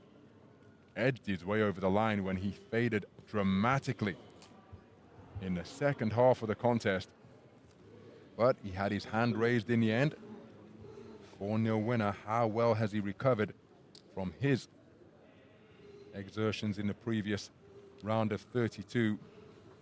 He was declared a points winner over Sergio Martinez of Spain.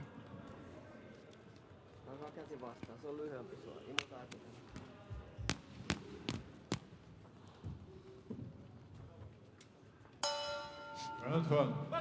So we're underway then, 69-kilogram welterweight action between boxers from Ukraine and Finland. The boxer wearing red is the 2019 European Youth Champion, and he's just landed a flashy left hook and another one which was of the altogether more solid variety, and he's setting about his man instantly, coming out of the blocks at a frantic pace, tagging his man with lefts and rights. And Morovati from Finland almost didn't know what hit him, but I think he's got an idea now that it's the man in red who is coming at him with bad intentions. Solid right hand landed by ZAKHARYEEV.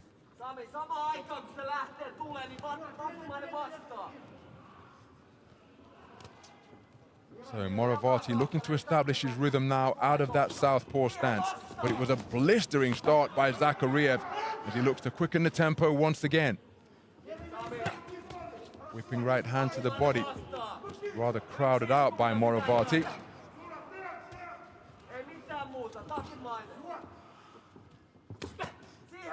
Looking for that whiplash right just above the belt line. Morovati not too far away with his attempted left hand out of that southpaw stance. Looking for a left uppercut once again. But he's been pushed backwards consistently there. Oh, that's a cracking left hook from ZAKHARYEIEV.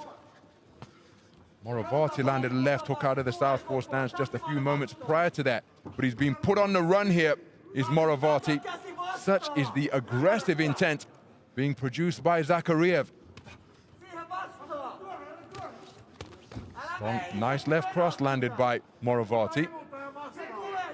ZAKHARYEIV edging forwards and lands with a left hand which swivels the head of Moravati. And another one you can see is puffing his cheeks already.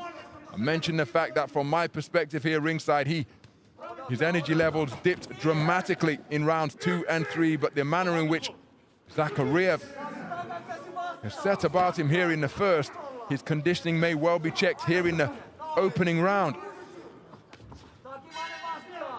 ZAKHARYEIV not giving him any room to breathe, practically chasing him from corner to corner, and that single shot success brings about a standing count.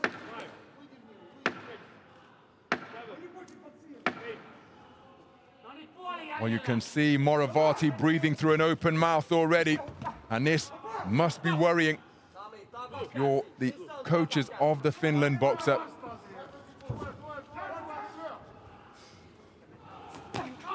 Hard right hand whipped in once again. Moravati managed to evade the follow-up, initiating a clinch just to make it back to the corner where he can get 60 seconds to recover, but another single solid right hand crashes home onto the chin of Moravati and brings about the second standing count of the opening round.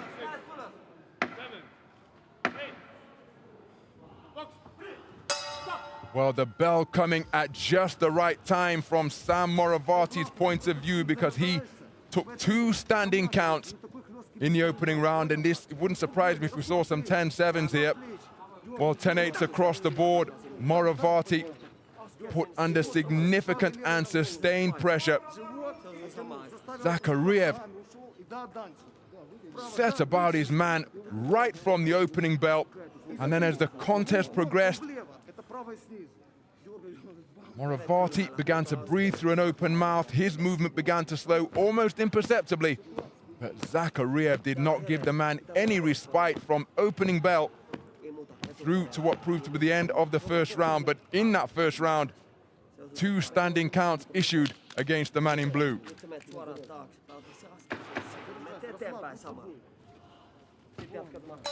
Round 2.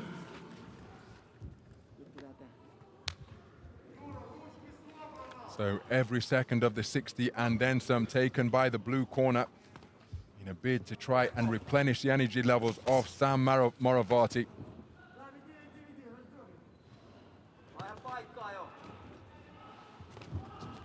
That's the thing about AIBA Championship boxing, all of the contests available, so you can bet that the Ukrainians team will have been watching the round of 32 contest that Moravati boxed in, and they will have noted how his energy levels dipped. He lands a nice lead right hand there, but then there's another flashing left hand. Came through in a scything arc from ZAKHARYEIV. ZAKHARYEIV just weaving out of the way of the punches that aren't really being thrown with any commitment or intent by Moravati. They're almost don't hit me punches. Trying to keep this marauding figure in red at bay. I'm not sure whether he's going to be able to maintain that for the 2 minutes that remain in this second round. Crowding his man. Not boxing. Well, it's a part of boxing, of course, but now he gets back to range and tries to establish his right hand, Moravati.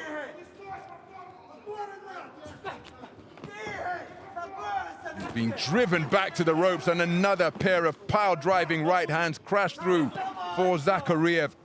And Moravati, well, he's being pushed off and then gets tagged by another right hand. That's the 3rd standing count of this contest. Remember, a maximum of 4 permitted. This one may well be waved off right here, because Moravati,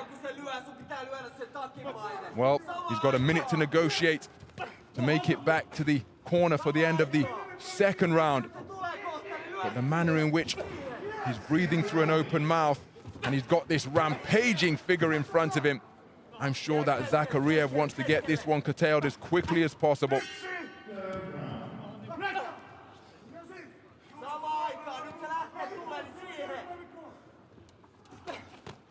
Well, he was loading up on the right hand there. Zakhariev perhaps getting a little bit greedy. But he knows that if he can produce what would be a 4th standing count in this round, the contest will be over. A maximum of 4 8 counts permitted in AIBA youth boxing. Whipping right hand into the body of Moravati, who's been beaten in just about every department here. He's not been able to establish his longer reach or range. 10-second clapper. Will be a welcome sound to Moravati, but his head is being pivoted once again by terrific punch picking from Zakhariev, who really is going for it. And the sound of the bell rescuing Moravati from what surely would have been a 4th and final standing 8 count. Zakhariev in complete control for the 2nd consecutive round. 2 rounds in the book, 3 standing 8 counts issued, and Zakhariev taking each of the completed rounds by a 10-8 margin.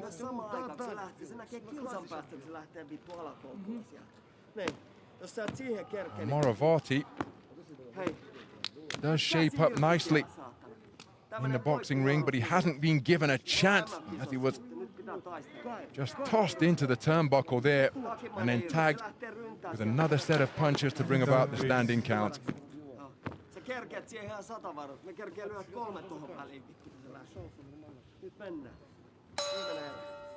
Round 3. So the final 3 minutes of what has been one-way traffic so far in favor of the boxer in red, the European youth champion, Zakhariev of Ukraine, in complete control. He simply hasn't allowed Moravati to settle into the contest, and another left hand has Moravati looking to hold on, but he's being swarmed on the ropes, and that'll do it. The 4th standing count of the contest in the opening 30 seconds of round number 3. We'll see this one get waved off. RSC, round 3. And Yurii Zakhariev with a dominant display of non-stop punching, effective aggression, consistent pressure, and simply overwhelming the Finland boxer wearing blue. Not given a moment to establish his rhythm or get himself into the contest.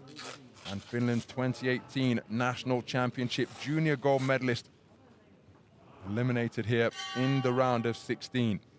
And what a contest we have in prospect in the quarterfinals. Let's get the official verdict for this one.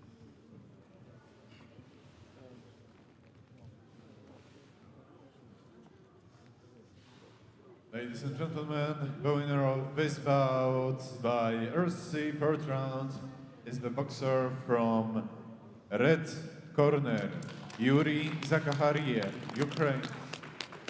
So a dominant display from Yurii Zakhariev sees him go through to the quarterfinal stage, where he will face off against India's SUMIT. That one scheduled for the evening session here in Ring A tomorrow. What a contest that promises to be. 2 skillful boxers who possess plenty of power in their punches.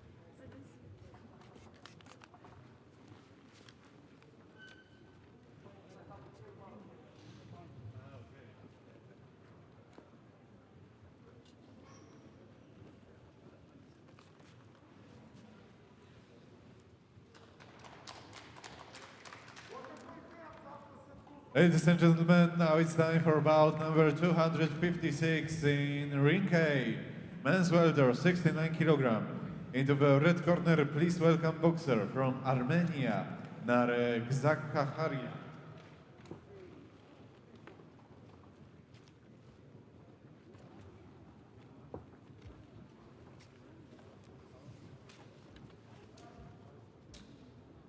So we remain in the 69 kilogram welterweight division. This one between boxers from Armenia and Moldova. And judge assignments: 1 Czech Republic, 2 Argentina, 3 Ukraine, 4 Italy, and 5 Slovakia. Referee Ashok Kabilan Sai, India. Ladies and gentlemen, we start about number 279. So these are judges who will score this one. They come from the Czech Republic, Argentina, Ukraine, Italy, and Slovakia. The 10-point must system in effect.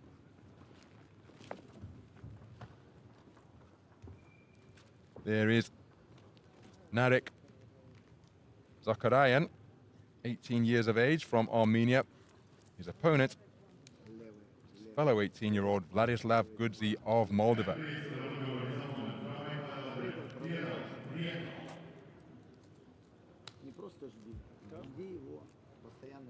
Ashok Kabilansai of India is the referee. Both of these men preparing for their second bout of Kielce 2021. Ladislav with a very clever display to eliminate the aggressive Japanese boxer Ryoma Yamamoto, using his slick southpaw skills. ZAKHARYAN prevailing with a unanimous points decision win over Jan KHUSHI of Belarus. Well, you can see the difference in stature between these two boxers, so the tactics evident. ZAKHARYAN has got to try and find a way to get inside the raking reach possessed by Vladislav Gudzi. Up on his toes and looking to use his range. Getting busy on the inside is ZAKHARYAN. But Gudzi, a very composed operator, because he was put under real pressure in his round of 32 bout by Yamamoto. Just took his time, find his range, as both boxers go looking for backhands. Gudzi comes back out with his hands down by his belt line and he's flicking out jabs. Nice spearing right cross landed by Gudzi, and then another left jab, but he takes a corkscrew left in response from ZAKHARYAN. So Gudzi looking for that backhand.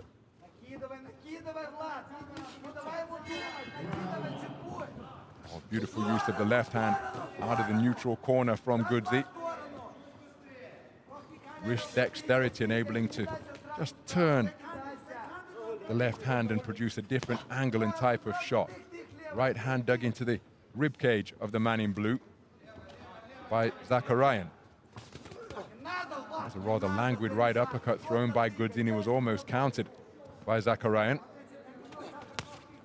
Leaping left jab followed by a hard right cross landed by ZAKHARYAN.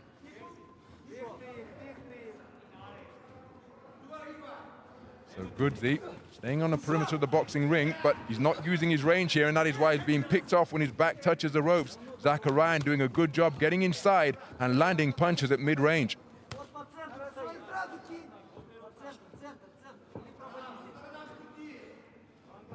Gudzi looking to establish that distance once again and keep the gap, but successful in breaching it is ZAKHARYAN. And again with a left jab and then a right hand, and he's putting the man under pressure, swiveling his head from side to side with his left and right success, and a beautiful left-right combination off the back foot for ZAKHARYAN. Beating the taller man to the punch, and he lands another pile-driving right cross with Gudzi's back to the ropes. Gudzi looking as though he's content to operate on the perimeter of the boxing ring, but once his back touches the strands, ZAKHARYAN triggering quick feet and invariably tagging him with a right hand over the top. Very good opening round for the man in red.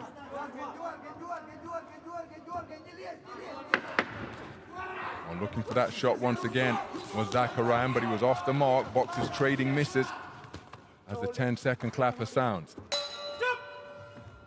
Very good opening round indeed for Narek ZAKHARYAN, the Armenian boxer wearing red. And there's confirmation, all 5 judges scoring in his favor.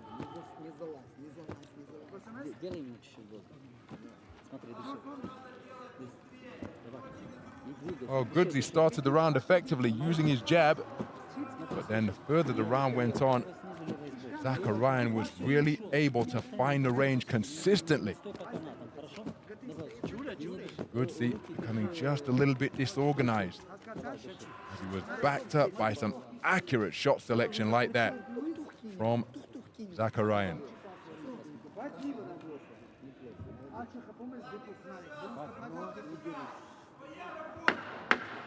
Seconds out, please.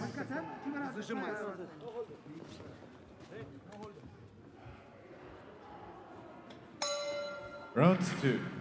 Oh, Vladislav Gudzi, the 2019 European Youth Silver Medalist at 64 kilograms, having his hands full with the man who took European Junior Bronze in 2018 at the same weight class, because Narek Zakharyan has really been putting it on his opponent through the opening 3 minutes.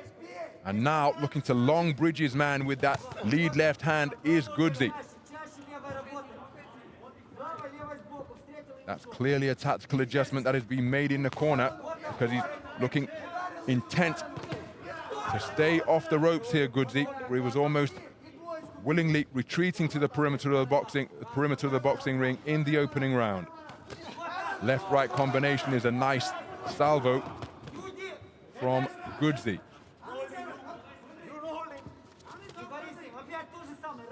So now Gudzi again looking to just maintain that gap, bringing a right hand over the top.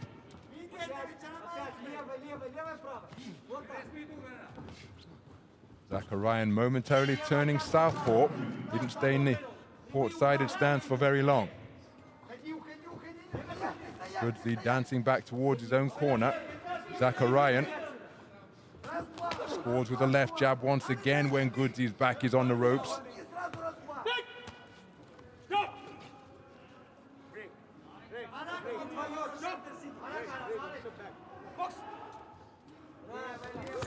Left jab on the resumption landed by Gudzi.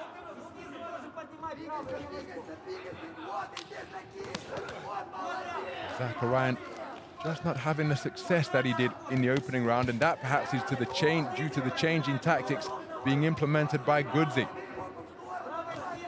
Corkscrew right hand lands on the back foot from Gudzi.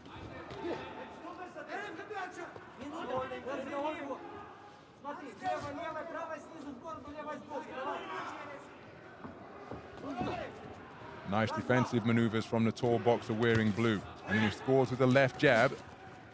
Zakharyan stepping back into the pocket, but he's being tied up when he arrives in his preferred punching territory. Swing and a miss as the boxers disengage. That's a solid right hand landed as Zakharyan turns southpaw once again, and then look at him burrow away with punches to the body. As Gudzi turns him to get off the ropes. Nice left jab landed by Gudzi. Closing seconds of this second round. Gudzi momentarily turned southpaw. He operated as a left-handed boxer for large portions in his round of 32 win. Brings a right uppercut into play, and Gudzi cutting an altogether more composed figure by using the space of the boxing ring rather than voluntarily retreating to the ropes. Terrific response by Vladislav Gudzi. And he has got himself right back into this contest, taking it for 4 of the 5 scoring judges.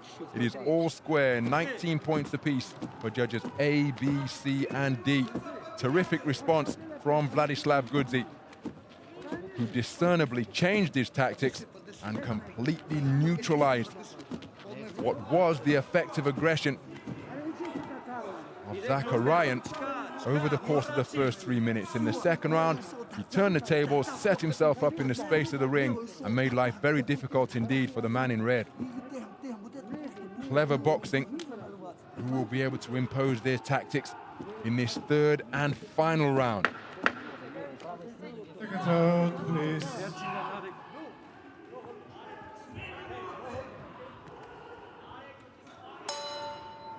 Round 3.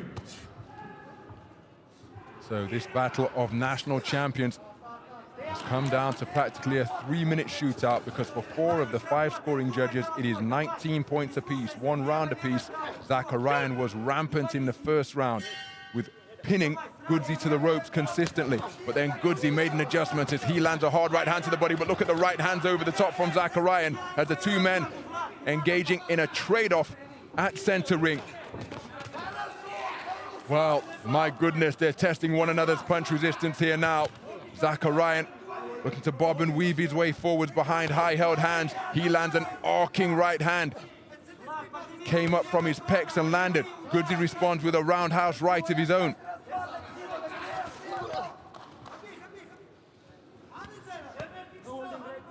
Well, the intentions of both boxers absolutely clear, but right now they're engaging.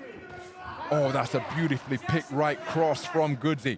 That's the type of boxing he wants to produce. And then right in response is the type of boxing that ZAKHARYAN wants to exhibit, driving his man back to the ropes. And he answers the right hand that he took in the space of center ring by pinning KHUSHI to the strands and landing a right cross of his own.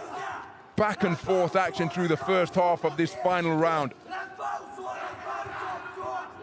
KHUSHI looking to operate in the space of the boxing ring and away from the ropes. But that's where ZAKHARYAN's got him right now.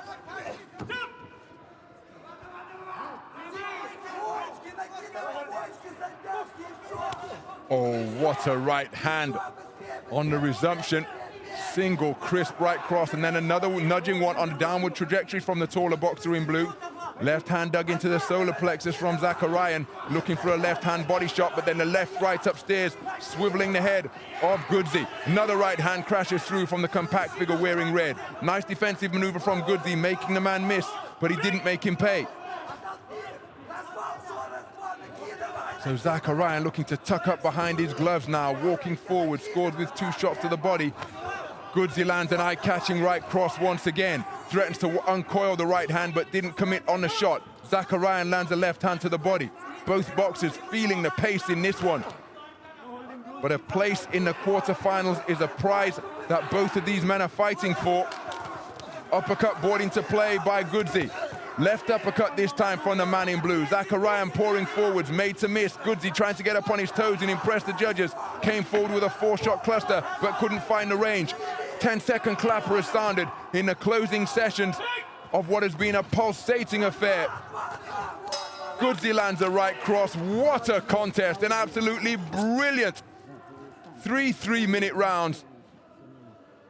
In a bout which came down to the final 3 minutes, both men enjoyed success. And how will the judges see this one? There was pecking, poking success from KHUSHI. ZAKHARYAN landing with right hands like that.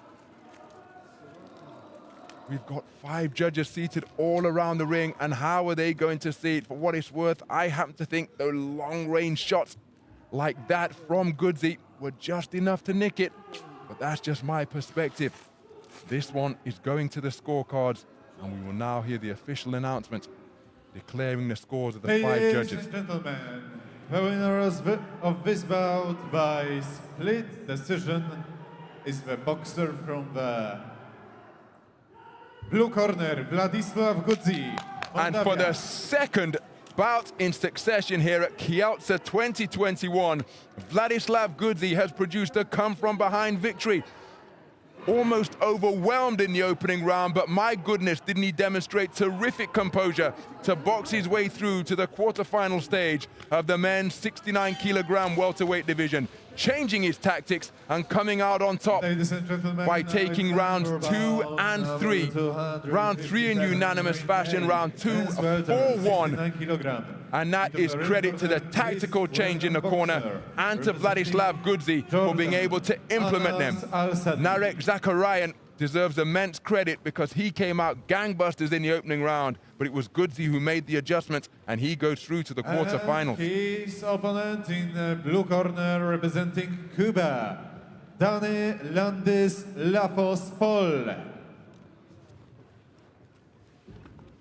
Judge assignment 1 Hungary, 2 Scotland, 3 Uzbekistan, 4 Armenia, and 5 United States.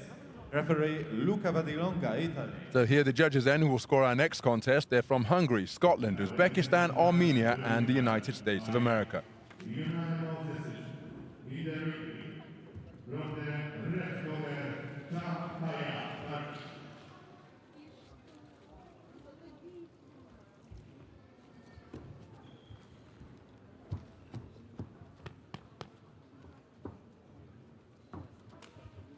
This bout, a contest between boxers from Jordan and Cuba. Here is Danny Lafos-Paul,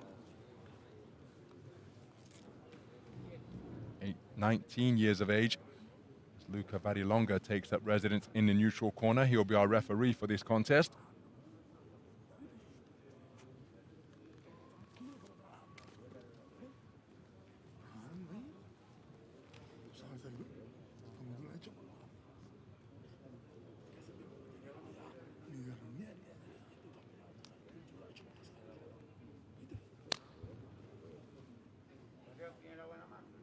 Dani Paul actually preparing for his third bout, having competed in a round of 64 here in Kielce 2021, and he produced some sickening body shots to prevail on a unanimous point decision victory over Milos Baranek of the Czech Republic in the round of 32.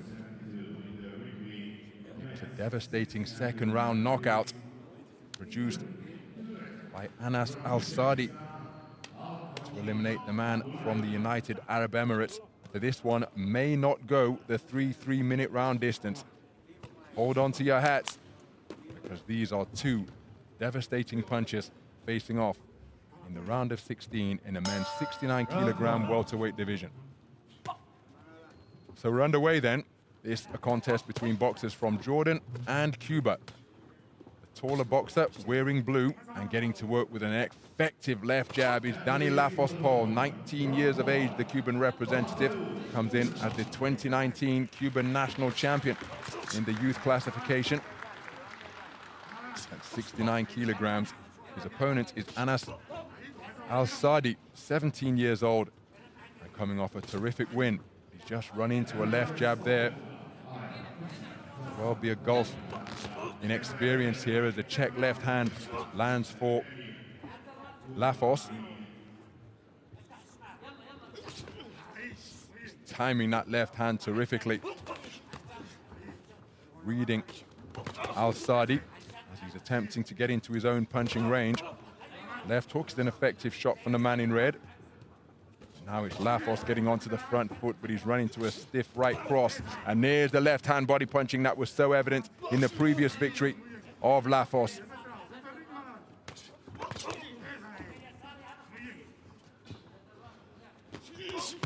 Jolting left jab once again from Lafos.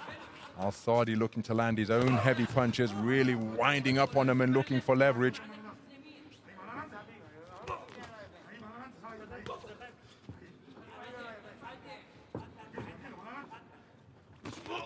Jolting left jab, cracked home by Paul. We're on the midpoint of the opening round.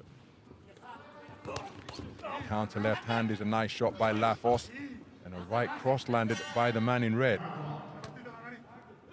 And that's the rapid fire right hand that the boxer from Jordan used to get his man out of there in the previous round. But look at that for a corkscrew left, completely disrupting the boxing stance of ALSA'DI, and Lafos putting a combination together that causes the Jordanian boxer to back up. ALSA'DI being stuck with left hands repeatedly as he tries to come in and find his own punches. Paul content to box with his hands down by his belt line, gets that right hand up around his chin now. Swinging and missing with the lead left is ALSA'DI.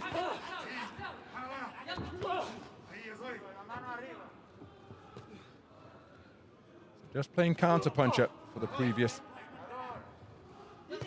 30 seconds or so, but how about that for a left-right combination? The chin of ALSA'DI up in the air and picked off cleanly by a cracking 1-2 combination from Lafos of Cuba just before the bell to conclude the first round. A very good round of boxing from the man in blue.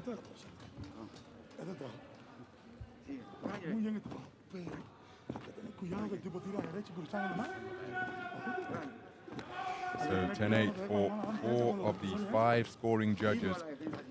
Dani Paul producing a very composed display over the course of the opening 3 minutes. Left hand was a really effective shot for him, and that was the one time he turned it into a body shot. That was a real feature of his boxing in his previous contest. Will he begin to target the body more here in the second round? Although, truth be told, ALSA'DI's head is rather wide open.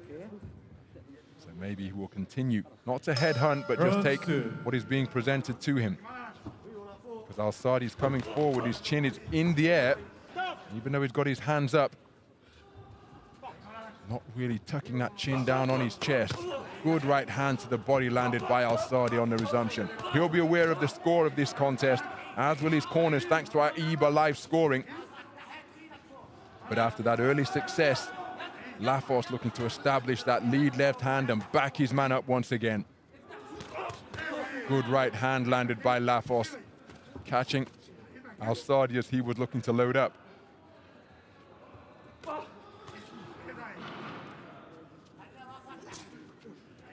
Such a disruptive punch.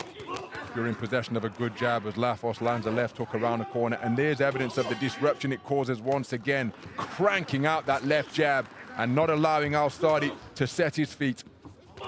Snaking it up from around his belt line, and ALSA'DI is so committed to launching his attacks that when the left jab meets him, it's just doubling up the impact.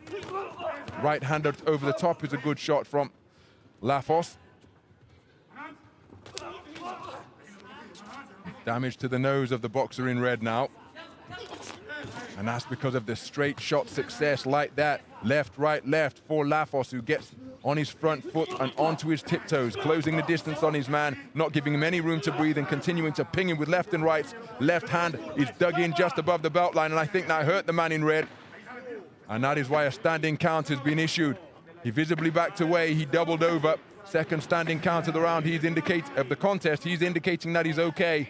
But Lafos may well look to counter, to score to the body now, having brought about that reaction. And there's another left-hand body shot sunk in. Well, the referee saying that the shot was low, but just look at the posture being adopted by ALSA'DI. He's visibly doubled over, hurt downstairs, runs into another right hand, and that brings about an RSC round 2 in favor of Danny Lafos Pol. He goes through to the quarter-final stage where Vladislav Gudzi, the tall boxer from Moldova, awaits. And what a skillful encounter that one promises to be. Well, credit to ALSA'DI, because having conceded the opening round across the board, he really did come out in the second round, went to the body of his opponent, but then it was Lafos Pol who dug in a shot to the body. It brought about a pronounced reaction just there. And once he saw that response, well, Lafos Pol continued to target the body and sunk in hard, accurate punches to get his man out of there inside the distance. Ladies and gentlemen, the winner of this bout by RSC second round is boxer from blue corner, Lafos Pol, Cuba. So Danny Lafos Pol, winner RSC round 2. To go through to the quarter-final stage, acknowledging all sides of the arena here. And we're going to see him again tomorrow evening when he'll be facing off against Vladislav Gudzi in what promises to be a fascinating affair between two very skillful boxers.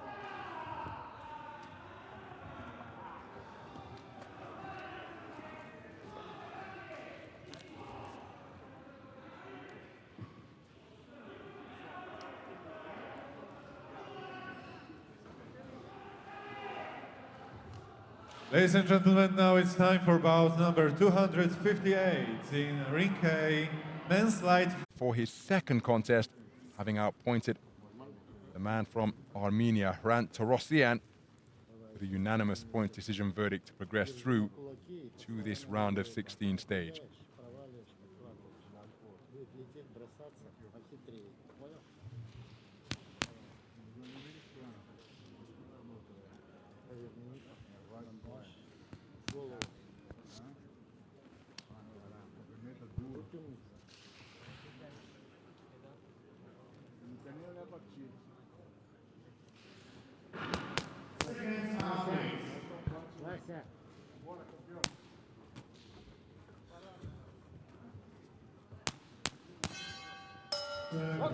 So we're underway then.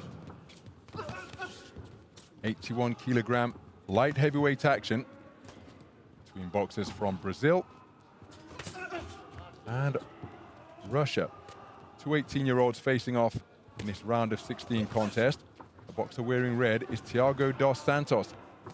In his first bout of Kielce 2021, part of a 7-strong Brazilian boxing team. His opponent Vasily Kavarin, 2020 National Youth Championship silver medalist in Russia, here in his second bout. Very steady southpaw. Terrific concentration and has a happy habit of taking what his opponent presents to him. Not just presents, but what he creates as well with his feinting, an educated right hand lead.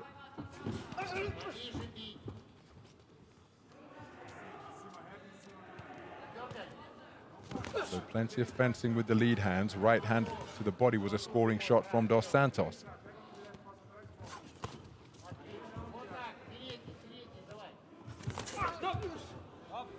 Two boxers falling into one another. We approach the midpoint of this opening round. Well, the fencing resumes. Southpaw left was a speculative shot from Kavarin.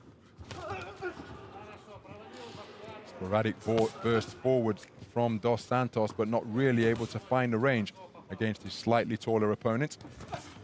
Right hand over the top wasn't too far away from Dos Santos. There's a whipping left hand slashed into the body.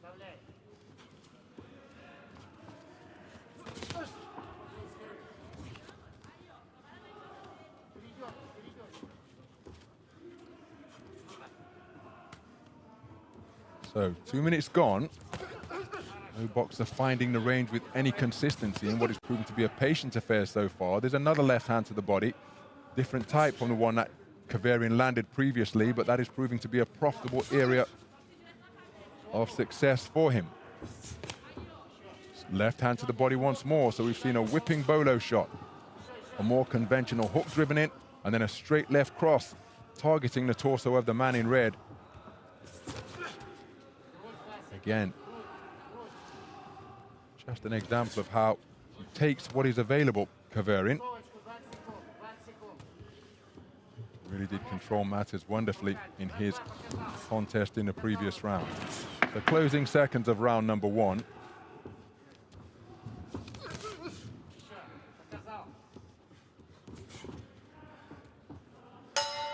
Thiago Dos Santos not really able to find a range with any consistency in this, his opening bout of Kielce 2021 here. But he's got a share of it for 2 of the 5 scoring judges. 3-2 split in favor of Kavarin. Бам, и назад, бам. Вот это вот постоянно его вытаскивай на себя, понял? И бьешь слева высоковато, пониже надо, вот грудь сюда, ты понял? Или же прямой, и лучше полу снизу, полу сбоку, вот так, снизу, поддел, между рук, понял? Так, все хорошо, все нормально. Это... Ты понял, да, все? Все, Вася, и передний, да, сейчас побежит на тебя, побежит. Провалил, тут же надо, тут же подхватывать. Нам... Ты понял? Давай, сейчас прибавить надо, прибавить.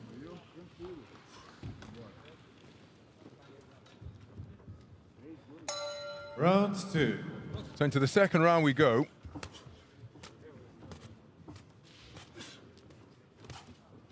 No women featuring in this championships for Brazil's boxing team. Dos Santos scores with a good right hand to the body. Russia have a boxer in every weight class in both the men's and women's tournaments. Whipping left hand to the solar plexus once again. Good left jab upstairs from Dos Santos. It's been a long wait for him, 6 days to get his tournament underway, and maybe in the opening round, just looking to find his range. He appears far more settled here, but he did take a left hand to the body just a couple of moments ago. So both boxers content to fend off the lead hand of their opponent. Kavarin looking for that whipping left into the solar plexus once again. Dos Santos reaching with that right hand, and that could well be countered if he continues to overreach like that. Kavarin looking to whip in that backhand to the body once more.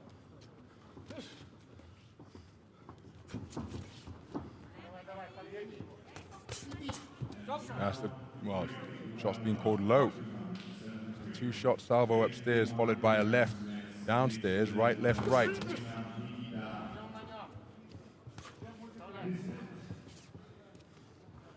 Left, right, left from the southpaw, excuse me, and there's a good left cross from Kavarin, perhaps his Most solid headshot of the entire tournament.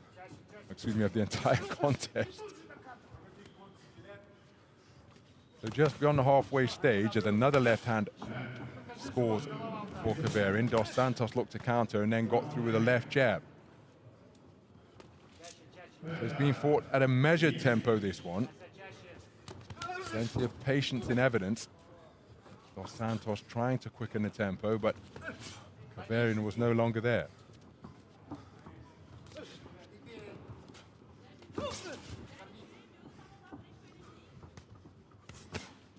There's that left hand to the body once again. Not a devastating blow, but it's a scoring blow from Kavarin.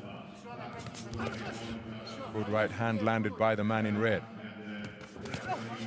He's targeting the backhand to the body now, is Dos Santos. Snaking left jab after catching the right hand with his left. Catch and counter from Dos Santos was a nice move.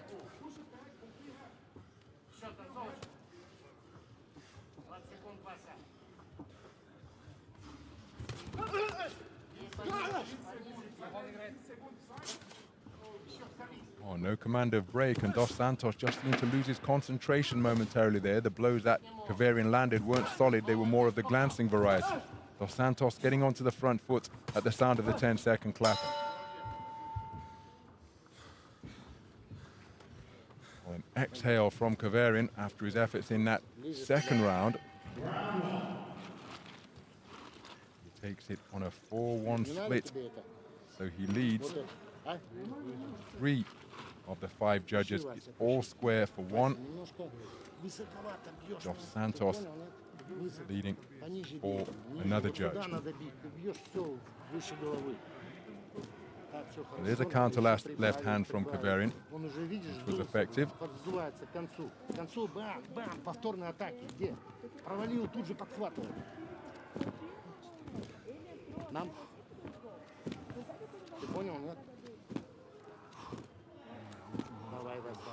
Сейчас выложиться надо, выложиться. Но с головой через переднюю руку, понял?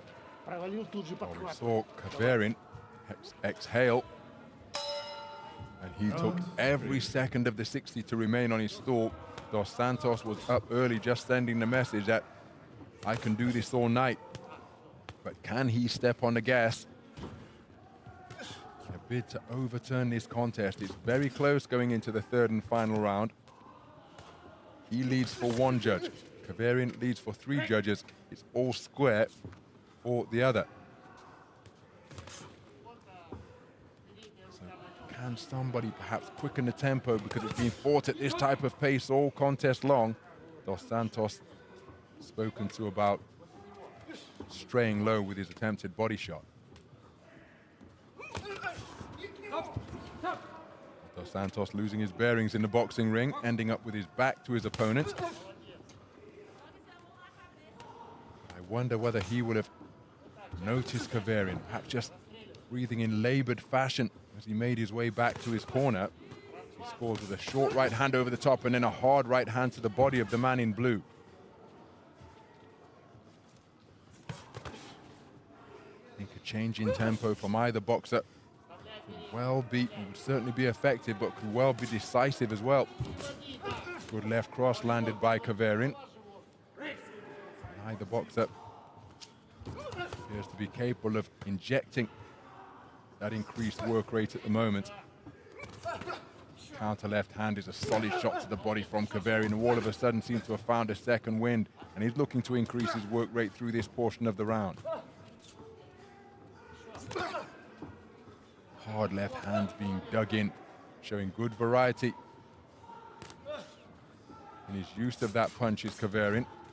Lead right hook was off the mark, the follow-up left cross got through before Dos Santos was pinned to the ropes before the boxers fell into a clinch.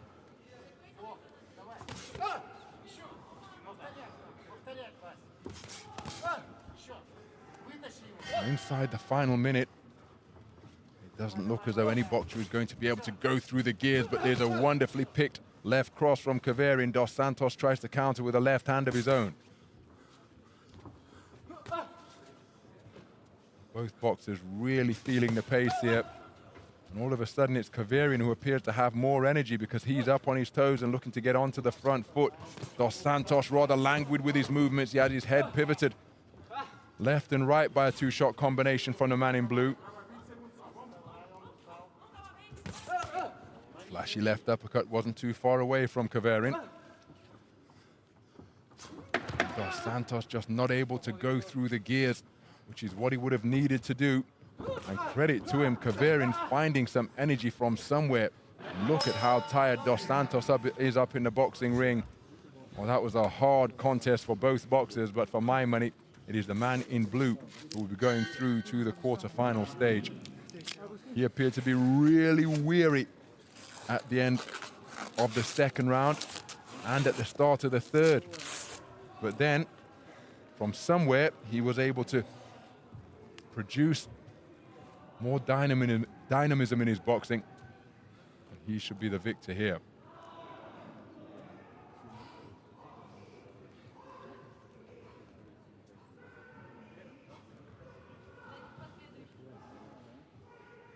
Ladies and gentlemen, the winner of this bout by split decision is the boxer from blue corner, Vasily KHUSHI. And there is confirmation of a split decision victory in favor of Vasily KHUSHI, taking it 4-1 after 3 very hard-fought rounds in the 81-kilogram light heavyweight division. It's been a long wait for Thiago Dos Santos. He got his tournament underway, but eliminated in his first appearance here at Kielce 2021. It is KHUSHI who goes through to the quarterfinal stage. And ladies and gentlemen, now it's time for bout number 259 in ring K, men's light heavy, 81 kilogram. Into the red corner, please welcome boxer representing Estonia, Anton Vinogradov.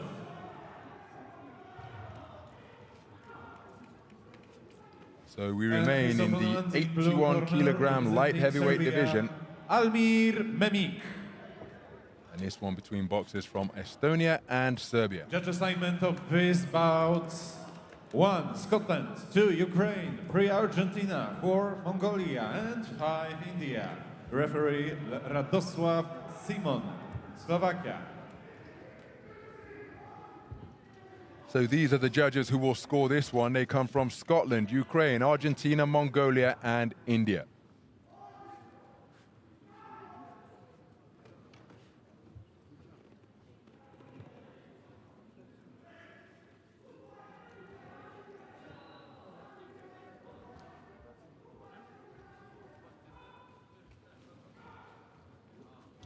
Well, Anton Vinogradov preparing for his second bout of Kielce 2021, producing a third round stoppage in his previous contest.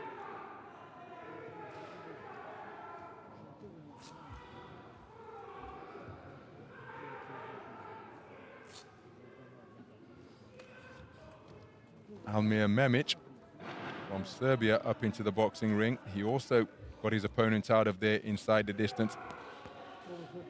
The stoppage in the second round. So fireworks could well be in the offing here. Radislav Simon of Slovakia is the referee.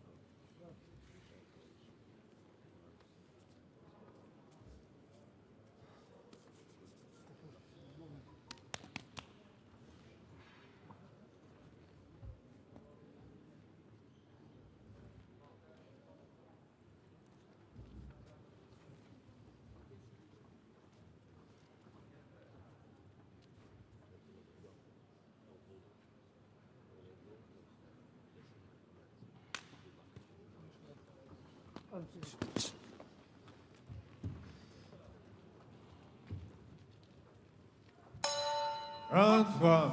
So we're underway then. 81-kilogram light heavyweight action between boxers from Estonia and Serbia. The taller figure wearing red is 17 years of age. That is Anton Vinogradov, part of a 5-strong Estonian boxing team, 4 men, 1 woman. His opponent, Almir Memik of Serbia, is part of a 4-strong national squad. Only athletes in the men's tournament competing for Serbia. here. That's a nice left hook landed by the more compact figure. And the same left hand once again. Memic going to work terrifically with that left hand. Mention the fact that Vinogradov is 17 years of age, Memic 19 years of age. Comes to the ring as the national youth champion from 2019. Nice move by rolling and scoring with a left hand to the body, Memic. Vinogradov looking to establish his shape, but he takes a hard right hand, which was followed immediately by a left, which came swooping upwards with a bent arm from Memic. Exchange of jabs, but Memic, the lead left hand of Memic was far more eye-catching. Left uppercut turned underneath by Vinogradov. With a nice shot, but then a hard right hand landing around the corner on the chin of Vinogradov, which is up in the air and wide open, and then a left hook right hand success for the man in blue. And he is having success with scything punches. Bent arm shots at mid and short range. Vinogradov not able to extend his arms and use his reach and keep this energetic boxer in blue at bay. There's a right hand on the inside once again, and a left hand, a terrific trade-off at center ring, where both boxers had their chins checked. 2 minutes gone in the opening round.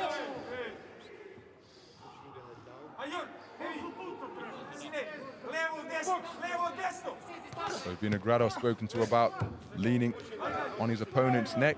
Memic spoken to about keeping his head up.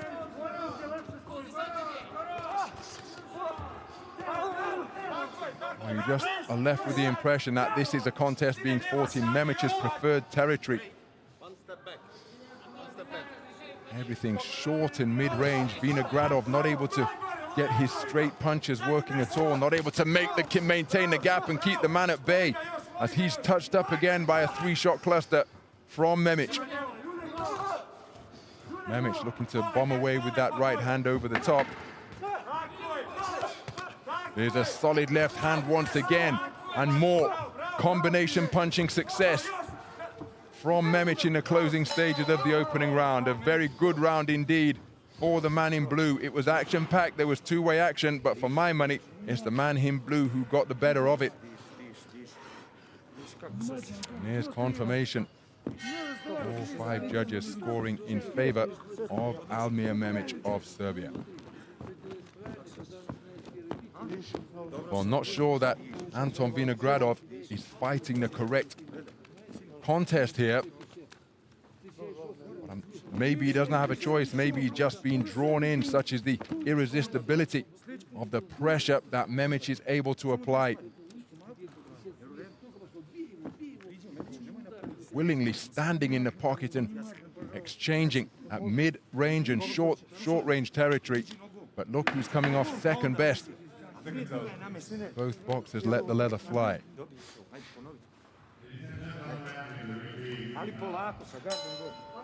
Round two. Into the second round then. Almir Memic enjoying a very good first round, starting his second session with a up jab. And Vinogradov just begin to extend his arms and keep a gap between him and his opponent. At least make him pay a price and then look to bring the uppercut into play. But automatically, as a shot is landed, it causes a knockdown, but it's been ruled a slip. The legs getting in a tangle between the two boxers as they came together.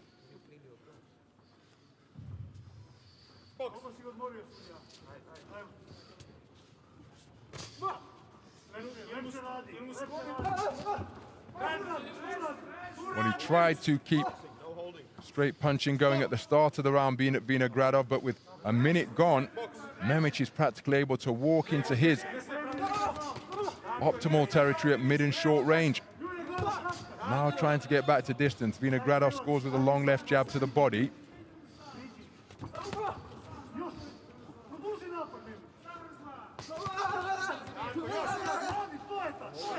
Memic, the busier boxer. Vinogradov holding on and turning his man to put him near the ropes. Oh, and that's a right hand on the break, which just caused Memic to lose his balance. Referee allowing the two boxers to work away. And it was a sneaky right hand on a downward trajectory with the elbow up high from Vinogradov, which caused the Serbian boxer to stagger. Beautiful left-right combination, and surely Vinogradov needs more of that.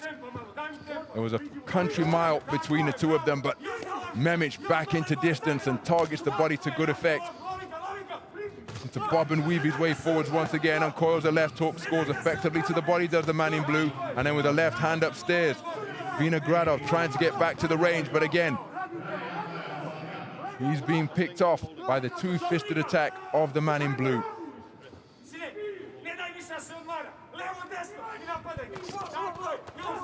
Oh, hard left hook landed by Memic.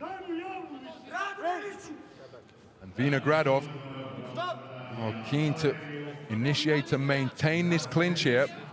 And that is a stern talking to about the infringement of holding on excessively. Very slow jab. And that could well be countered by a rapid-fire puncher like Memic. Another hook lands for Memic in his shots, having a more pronounced effect now because Vinogradov is fading dramatically. Closing seconds of this second round as another right hand lands solidly. And that brings about a standing count. Vinogradov demonstrating that he's okay and keen to continue, looking into the eyes of the official. Closing seconds of the first of the round. Another very good round, 2 in the book. And Memic in a commanding position.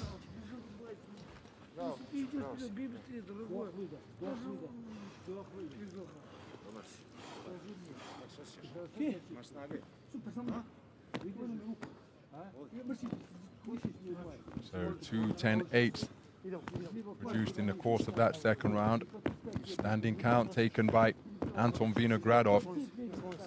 And that 10-8, not necessarily, but there was a cheeky right hand landed by Vinogradov. That perhaps his best combination when he was able to keep it long, but he simply wasn't able to maintain the gap between himself and his opponent. And that is why he was put in a firing line of bent arm shots like that.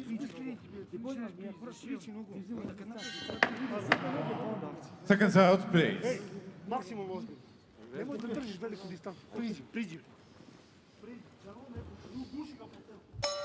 Round 3. Into the third and final round then.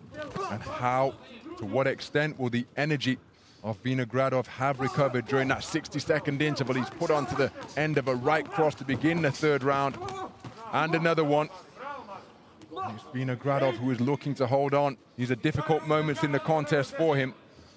He's desperate to compete, but I'm not quite sure he's got the energy to demonstrate his desire.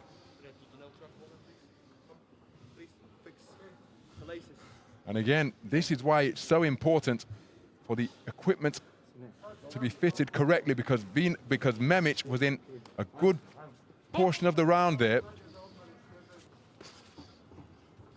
putting Vinogradov under pressure, tries to come back with a left hook, but that was a timely intervention from Vinogradov's point of view, just able to get a bit of recovery. Takes a hard left hand to the body though, which was dug in with the palm turned upwards from the man in blue. And Vinogradov being backed up to the neutral corner, manages to get out of there, but he's got a gap between him, but he's not able to let any crisp punches go. Scored with a left jab, but he takes an altogether more solid left jab and then a left hook as he's pinned to the neutral corner in the other side of the ring. Well, Memic proving irresistible as he continues to walk down his opponent, pin him to the ropes, and then tee off with shots from both flanks. Good left hand to the body. Vinogradov clamping his man around the neck. Memic keen to work away. Midway through the third and final round. And I think this is becoming something of a survival mission for Vinogradov now. Not because he doesn't want to win, but I'm not sure he has the energy or the wherewithal to showcase his offensive repertoire, having real difficulty keeping the man off as he continues to bulldoze his way forwards. Memic. Flashy left uppercut was off by some distance from Memic. There's a good right hand which was right on the button. He takes a left hand during the course of the exchange, but Memic's left hand was altogether more solid and it snapped the head backwards of Vinogradov. So inside the final minute, Vinogradov, who took a count in the second round, remaining on his feet. But remember, he needs he needs a stoppage, truth be told. Remember, he produced a stoppage in the final round of his previous contest, but this, an altogether different proposition. As Mehmet continues to bore forwards with energetic burst, and look at that, Vinogradov can barely stand up. So closing seconds of the third and final round. Nice left jab from Vinogradov, but that was after he took a cluster of punches to his body. That's a terrific right hand right on the belt. And it dipped the knees of Vinogradov. My goodness, the bell sounding at just the right time for the boxer in red. And it's Almir Memic who will go rampaging through to the quarterfinal stage to face off against Russia's southpaw Vasily Kaverin. Just awaiting official combat confirmation. But an energetic display from Almir Memic to take him through to the last 8.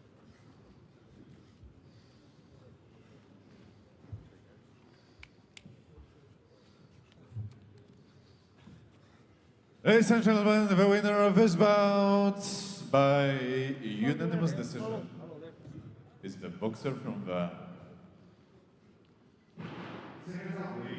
blue corner, Almir Memic, Serbia. So Almir Memic with a unanimous points decision victory, taking all of the rounds for every judge. He goes through to the quarterfinal stage. Vasily Kaverin of Russia awaits, and that contest to determine who will go through to the medal platform will take place tomorrow. That's how he did it. 10-8 round in there for judges A and C over the course of that bout. Time for bout number 260 in ring A. Men's light heavy, 81 kilogram. Into the red corner, please welcome boxer from Ukraine, Denis Salabai.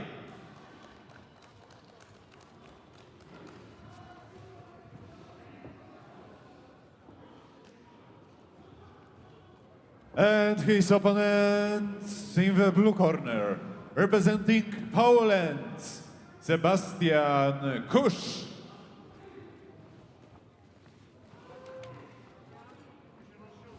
Judge assignment 1 Sri Lanka, 2 Hungary, 3 United States, 4 Uzbekistan and 5 Italy.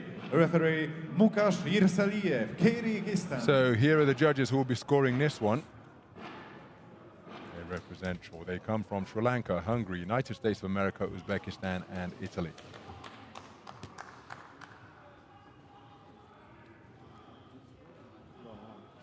There is Denis Salabai, preparing for his first contest of these championships, having received a bye in the first preliminary round. Sebastian Kusz was a unanimous points decision winner over Oleg Berkovich of Israel in his contest in the round of 32.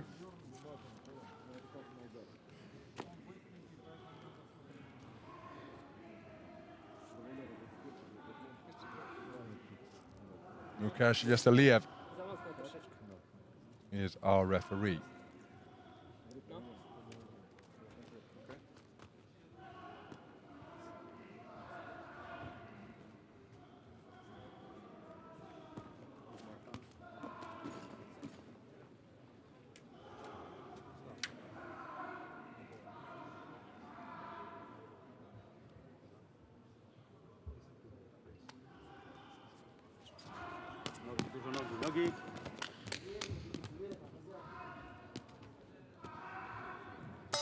Round 1.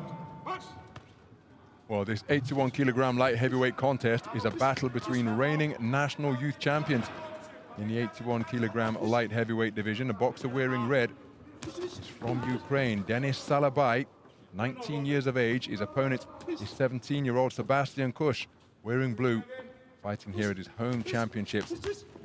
Wonderful occasion for the Polish boxer. Two powerhouse boxing nations Poland, one of the 4 teams here with a full contingent of 20 boxers across the men's and women's tournaments. Ukraine 19 strong, 10 men and 9 women in their squad. Busy start from both boxers. Salabai to score with shots on the inside. Right hand on the back foot was an effective shot from Kush.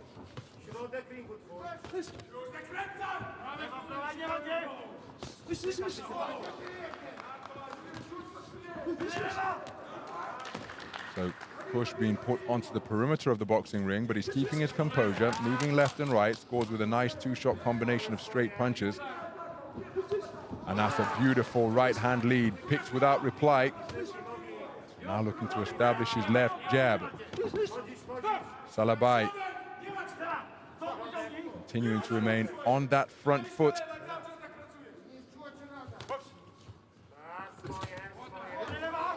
Nice left jab landed by Salabai.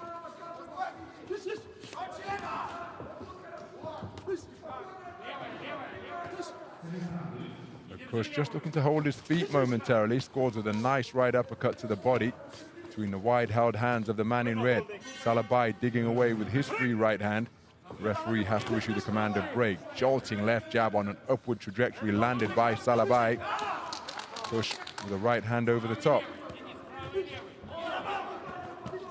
Kush continually taking the long way around the boxing ring, occasionally holding his feet as he did there. But when he goes to the ropes, he's perhaps inviting pressure. I'm not quite sure that he's looking to lay a trap out of that posture. But when you see that he's in the space here, he's doing very well indeed with his shot selection. Can he stay in this type of territory and make Salabai pay a toll to get inside? Where he wants to whack away with arcing punches.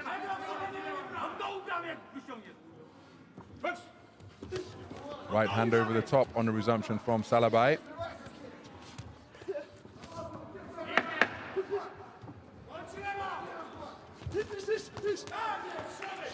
So rather untidy during that flailing exchange. Right hook nudged around the corner from the man in red near to his own corner just before the bell.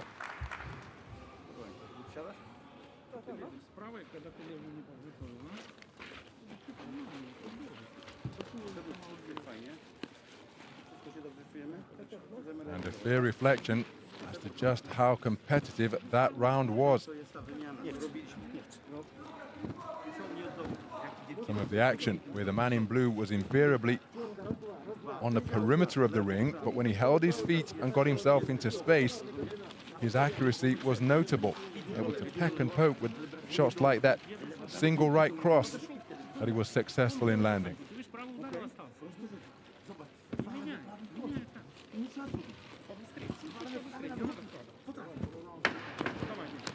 Seconds out, please.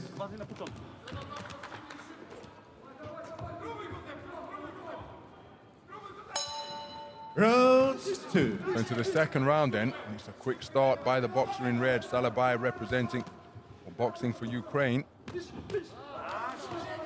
Kush aware of that, looking to find the range with his own right hand. Left-right combinations, a nice shot. Nice selection of shots from Kush. Salabai noticeably quickening the tempo here. Both boxers will be aware of the score after three completed minutes. Salabai is also looking to up his work rate. Kush keeping cool under fire, and he comes out of the corner with intent behind a left-right combination. Cleverly claims his man to prevent him from punching, but then neither boxer working away on the inside. Salabai does try to do so with his left hand. Or the issue of the break command from the referee.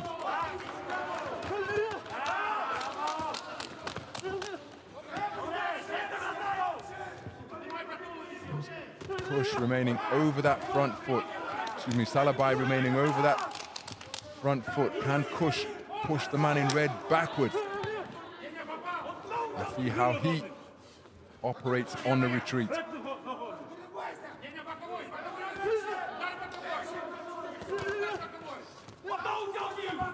So midway through the second round,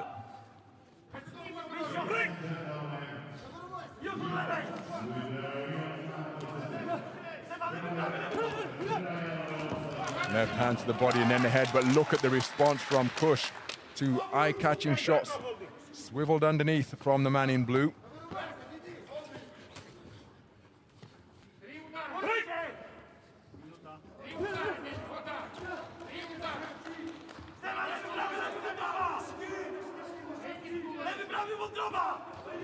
First looking for a speculative right hand, that fell short, but the follow-up jab did get through in that reverse 1-2. Then a nice left hand to the body from the man in blue. Hard-fought contest, this one. Remember, these are 81 kilogram light heavyweights, and both boxers letting their hands go. Oh my goodness. Well, a warning has been issued for excessive holding, and it's going to be won both ways. So, a point will be removed from the scorecards of both boxers. So nobody's scoring more than 9 here. In all likelihood, it's going to be a 9-8 round, because warnings have been issued both ways for holding.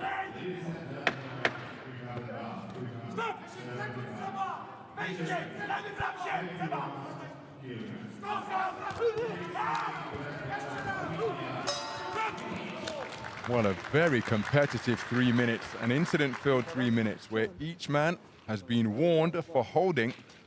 It's another 3-2 split. So going into the third and final round, it's square for 2 judges. 2 judges favoring the work of the man in red, 1 judge favoring the work of the man in blue. It is incredibly tight. And a big third final round will prove decisive. All tied up. 2 of the scoring judges, 2 judges preferring the work of Salabai through 2 completed rounds, 1 judge preferring the work of Kush, the boxer wearing blue.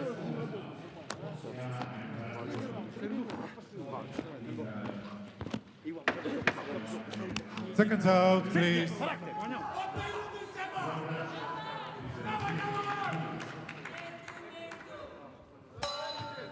Round 3. So we're into the third and final round of a contest that is in the balance. It has been nip and tuck, give and take every inch of the way so far. And this one being fought at the pace of light flyweights between these 2 81 kilogram light heavyweight boxers. Impressive conditioning here at Kielce 2021. Now, in addition to the activity, there has to be some accuracy, there has to be some quality by these boxers to put some distance between themselves and their opponents. Who can produce that? There's no doubting the industry coming forth from both fighters. And the man in blue, remember, he's competing here at the home championships.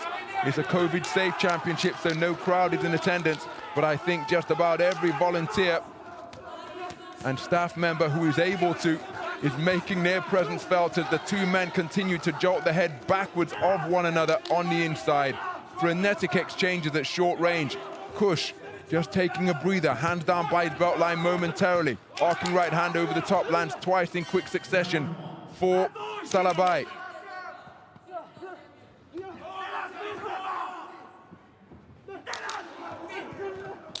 So Kush willing his way forwards, visibly biting down on that mouthpiece and trying to land successful shots on the inside.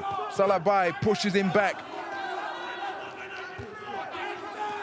But Kush gamely standing his ground and trying to force the man in red onto the back foot. And he does so just there for one of the few times in the contest. Final minute of the final round of a contest that is in the balance. Good double jab from Salabai. We haven't seen that straight shot from him too often. Content to get on his toes now and show a different side of his game. The 2 men exchange lead left hands. Kush coming forward but couldn't find the range. Salabai couldn't score on the counter. Now they're back in the territory where they spent the majority of the contest. Toe to toe, chest to chest in the final half minute of this round. The final half minute of a contest that is all square for 2 judges. The man in red leading for 2 judges, the man in blue leading for one judge. That is how close this contest is. Left-right combination was flashy from Salabai.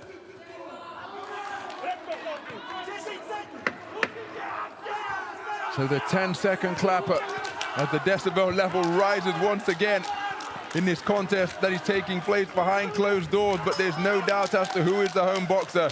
Both boxers giving absolutely everything in pursuit of a place in the quarterfinals. A terrific contest. Is likely to be a split decision.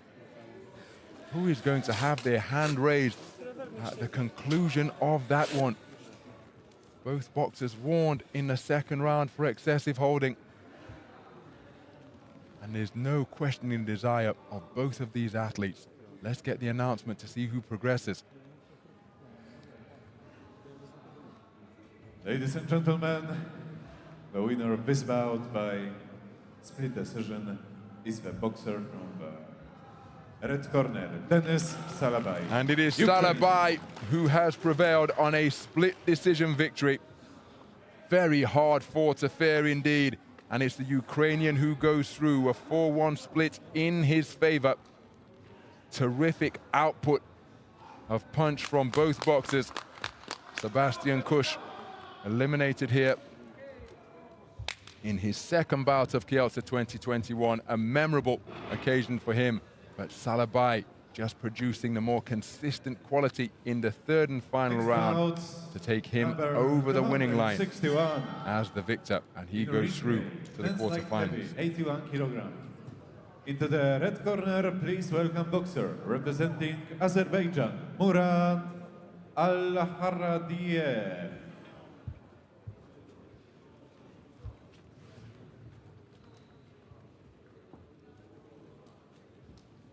And his opponents representing Turkey, Kaan Aykatsun.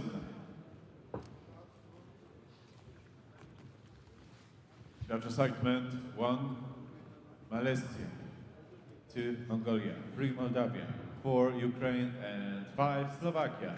Referee. So our final bout in the 81 kilogram light heavyweight division in this 11th session of boxing will be scored by judges from Malaysia, Mongolia, Moldova, Ukraine, and Slovakia.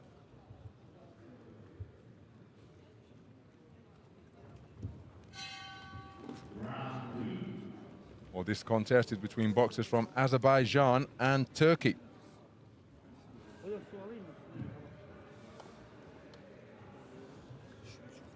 Kaan Aykutsun of Turkey preparing for his first bout of the tournament, having received a bye in the first preliminary round, the round of 32. Ravi Rai of Scotland is the referee.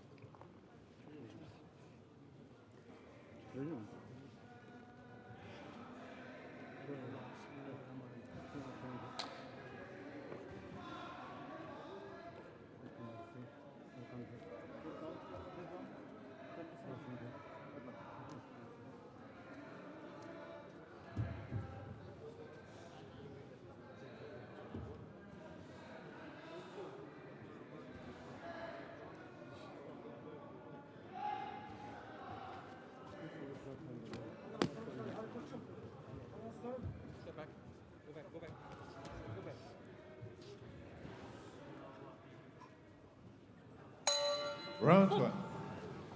So 81 kilogram light heavyweight action between boxers from Azerbaijan and Turkey. The Azeri boxer wearing red is Murad Alavadiev, 18 years of age. His opponent is also 18, and he's just landed a good right hand, but what a start from both boxers. Kaan Aykutsun, Turkish boxer, in his first bout of Kielce 2021. And being a beneficiary of a bye last time out, looking to target that backhand.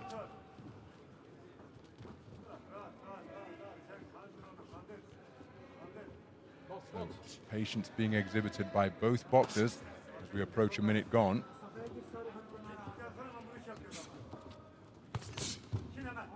That counter right hand is Aykutsun, does lead off there by scoring with a right hand to the body.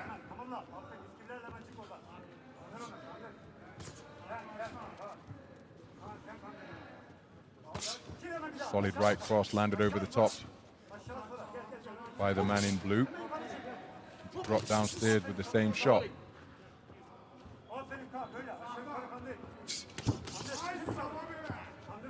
ALSA'DI not able to find a range on that attempted combination. Was cuffing the man with his wrists and forearms.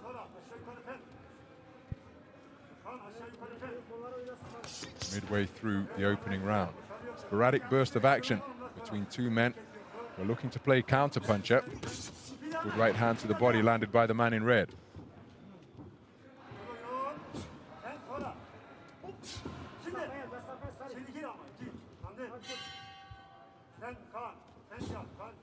Both men looking to lure the other one in. Counter-punching upstairs was effective from ALSA'DI. Nice left jab from the man in red on the back foot.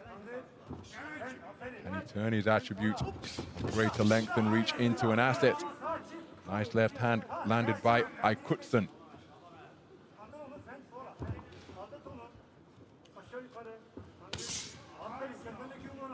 1-2 combination just short of the mark.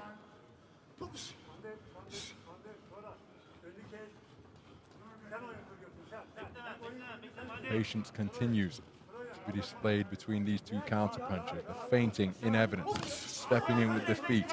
Right hand not too far away from ALSA'DI, catching the advancing boxer wearing blue.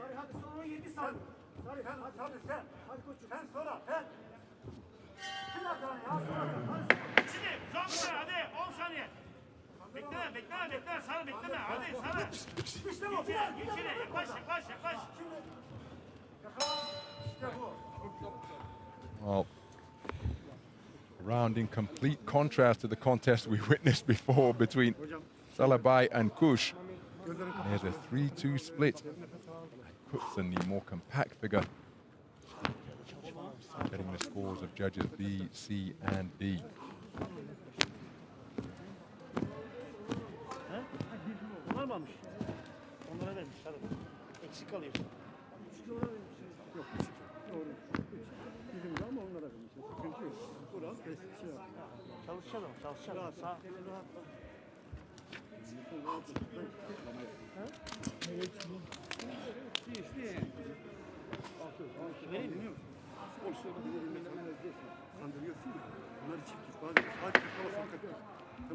Seconds out, please.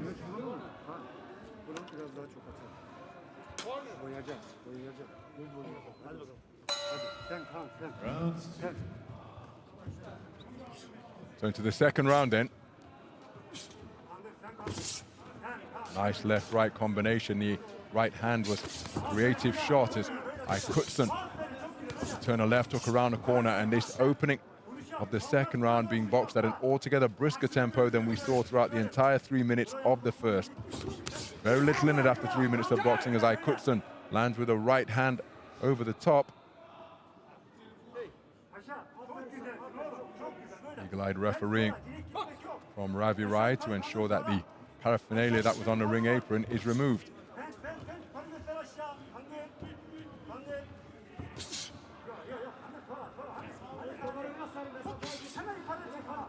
Right hand landed to the body from KHUSHI.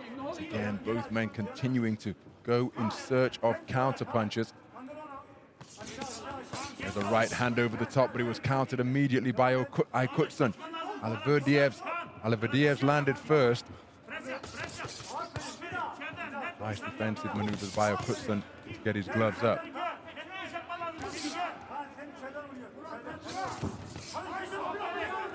KHUSHI invariably on the front foot as the two boxers exchange backhands.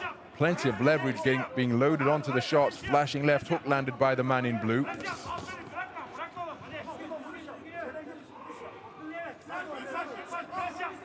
KHUSHI breathing through an increasingly open mouth. He takes a left hand from KHUSHI.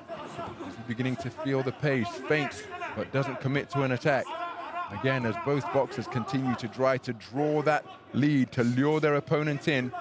KHUSHI's counter left jab off the mark, as was the leading right hand thrown by KHUSHI.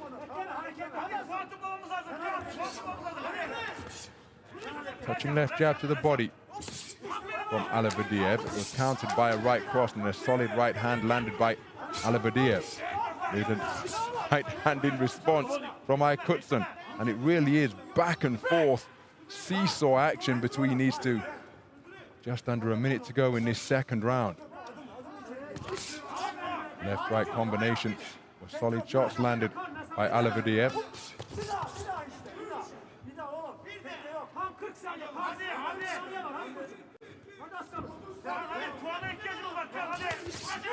Beautiful three-punch salvo, very crisp indeed from ALSA'DI.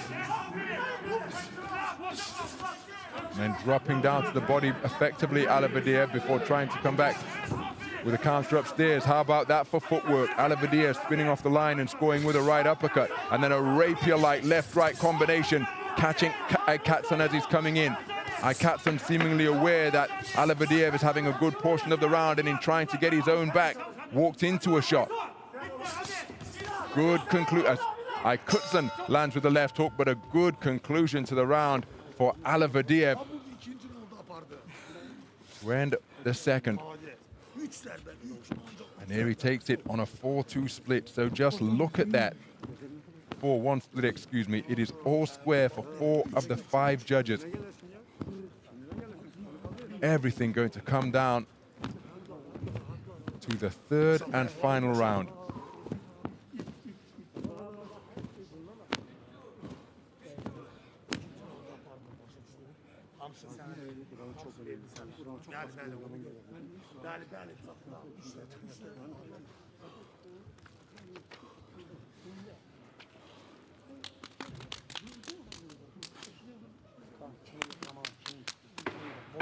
ALSA'DI already up and ready to resume this contest in round number 3.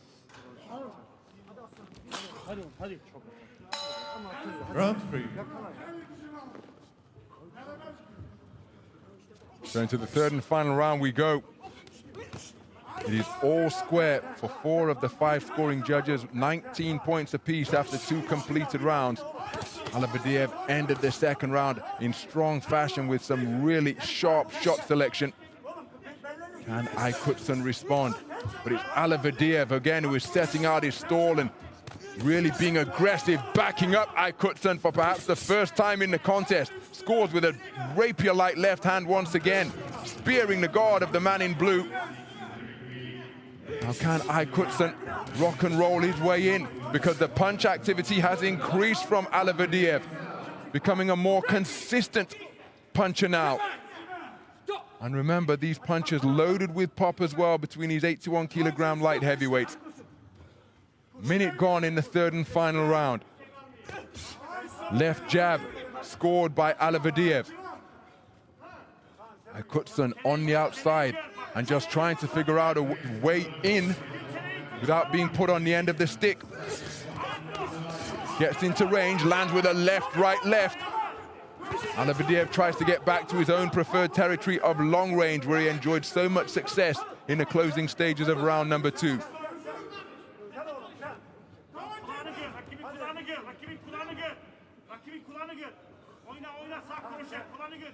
So beyond the mid-stage of the third and final round of a contest that is all square for 4 of the 5 scoring judges. Denis Salabai of Ukraine is the man awaiting the victor of this contest in the quarter-final stage. Down to the final minute now.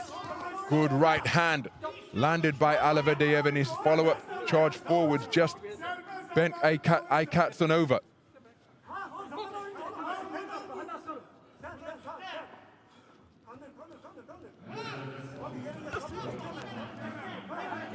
KHUSHI, can he get busy in this final minute? Walks forward once again. But for my money, ALSA'DI got the better of that exchange. KHUSHI willing his way forward, trying to quicken his feet. ALSA'DI able to spin into the space of center ring by moving clockwise. Now he changes direction. Hard right hand landed by KHUSHI. KHUSHI trying to cut off the ring. Both boxers feeling the pace, left, right, left from ALSA'DI. the better of the exchange where KHUCZEWSKA landed a single shot. Not quite sure any boxer should be standing off here. Maybe they're saving themselves to land some eye-catching combinations in the closing stages after the 10-second clapper. There's a burst of activity before the bell. But a contest that was all square for 4 of the 5 judges. Was very competitive indeed in the final round. Now, for what it's worth, I think it's ALSA'DI that did the better work in round number 3. But this one is going to come down to the verdict of the 5 judges using the 10-point must system seated around the boxing ring. KHUCZEWSKA just not busy enough over the course of the 3-minute frame. But what say the judges? Here's the official announcement.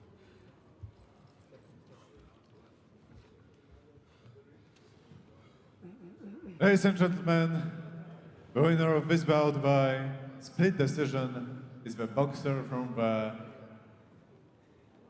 red corner, Murad Al-Hadariev, Azerbaijan. So Murad ALSA'DI, a split decision winner, 4-1 in favor of the boxer from Azerbaijan. 29-28 across the board, a very close contest indeed. But it's ALSA'DI who goes through, eliminating KHUCZEWSKA in this his first bout of the tournament. That's how close it was. But it's the man from Azerbaijan who will progress through to the quarter-final stage. Denis Salabay awaits, and those two will face off in the evening session here in Ring A tomorrow. Ladies and gentlemen, bout number 262 in Ring A, men's super heavy, 91 kilogram plus. Into the red corner, please welcome boxer from Croatia, Josip Koric.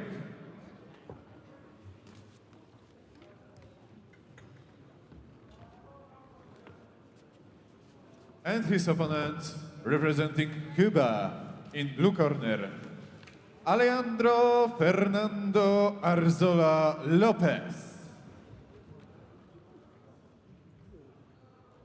So for our final 2 contests of the evening, we are in the 91 kilogram plus super heavyweight division. 5 Argentina, referee Mazlan Bim Amtar, Malaysia. Here are the judges who will score this one. They come from the Czech Republic, India, Armenia, Uzbekistan, and Argentina.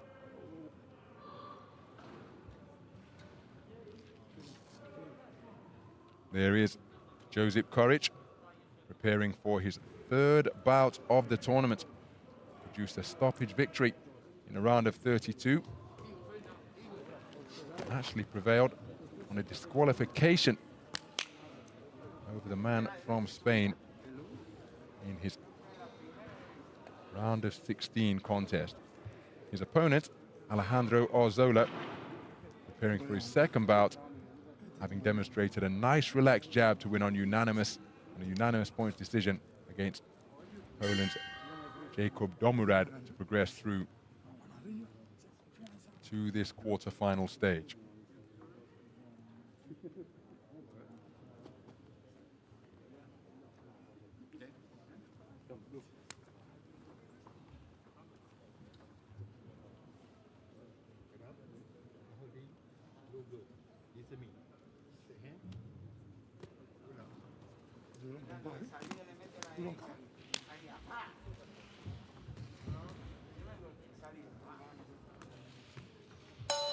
Round 1. So super heavyweight action between 2 very tall boxers in the 91 kilogram plus division. They come from Croatia and Cuba. Pair of 18-year-olds who are big boys indeed. The boxer wearing red is Josip Koric from Croatia, the 2020 European Youth Championship bronze medalist in the super heavyweight division. His opponent, wearing blue, is Cuba's Fernando Arzola Lopez. Again, as is custom in dealing with Spanish-speaking fighters from that part of the world, we'll refer to him as Arzola. It's Arzola on the front foot here. Perhaps the first time in the tournament where Koric hasn't been able to march his way forwards and mow his opponents down behind his stiff left jab. Left hand to the body was a low blow from Arzola, but it was on the blind side of the referee.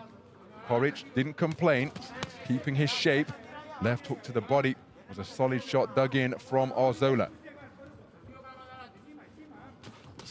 Left jab to the torso from Koric is a scoring blow. Change of jabs before Arzola was following up with an attempted right hand. So beyond the midpoint of the opening round, being fought at quite a clip, considering that these are super heavyweight boxers. Both men looking to get busy with their lead left hands. Nice defensive maneuver from Arzola, just slipping to his left to cause the jab of Koric to go over his shoulder. Quick-fisted flurries from the man in blue. Koric looking to establish his own left jab and get back in the mix.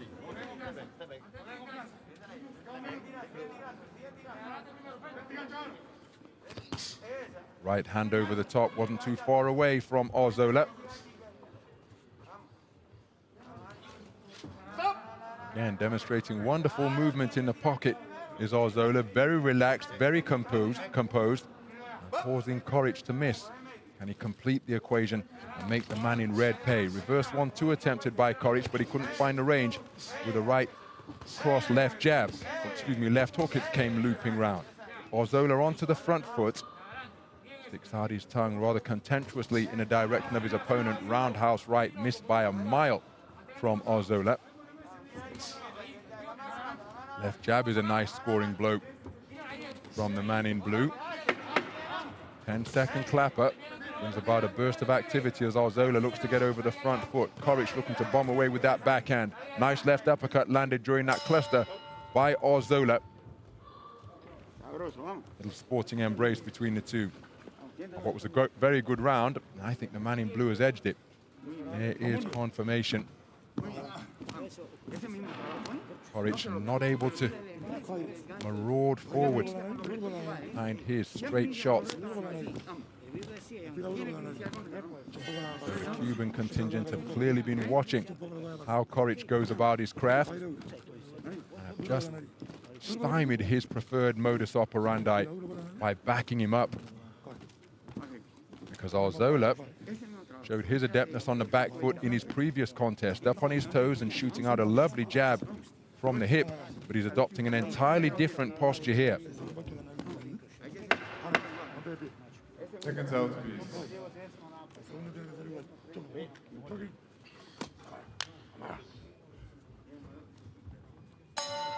Round 2.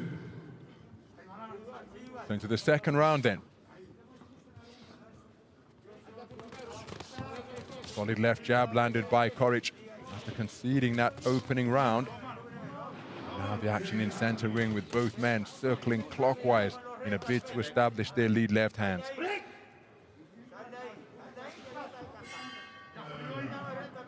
Both of these men part of boxing teams.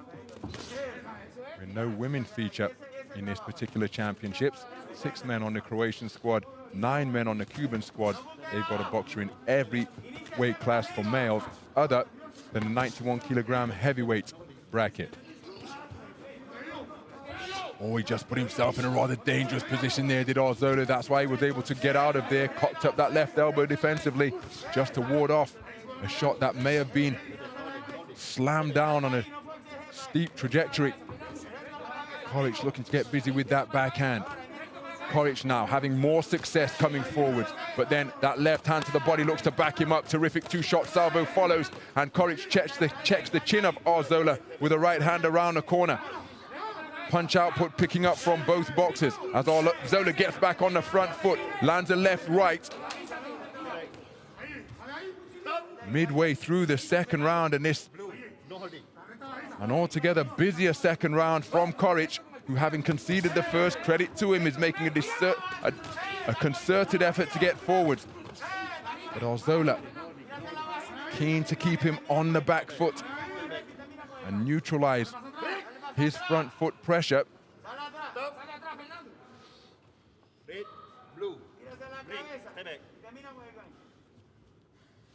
Both boxers keen to get back into the fray and not heed the instruction of step back. 2 minutes gone in the second round.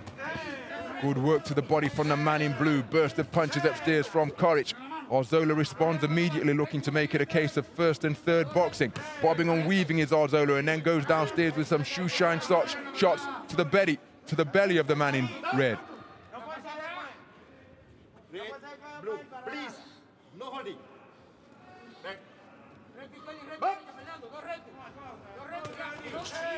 So Arzola came forward with a double jab right hand combination, didn't score, but then dipped underneath the shots of Koric. That left right did get through. Koric coming back forward.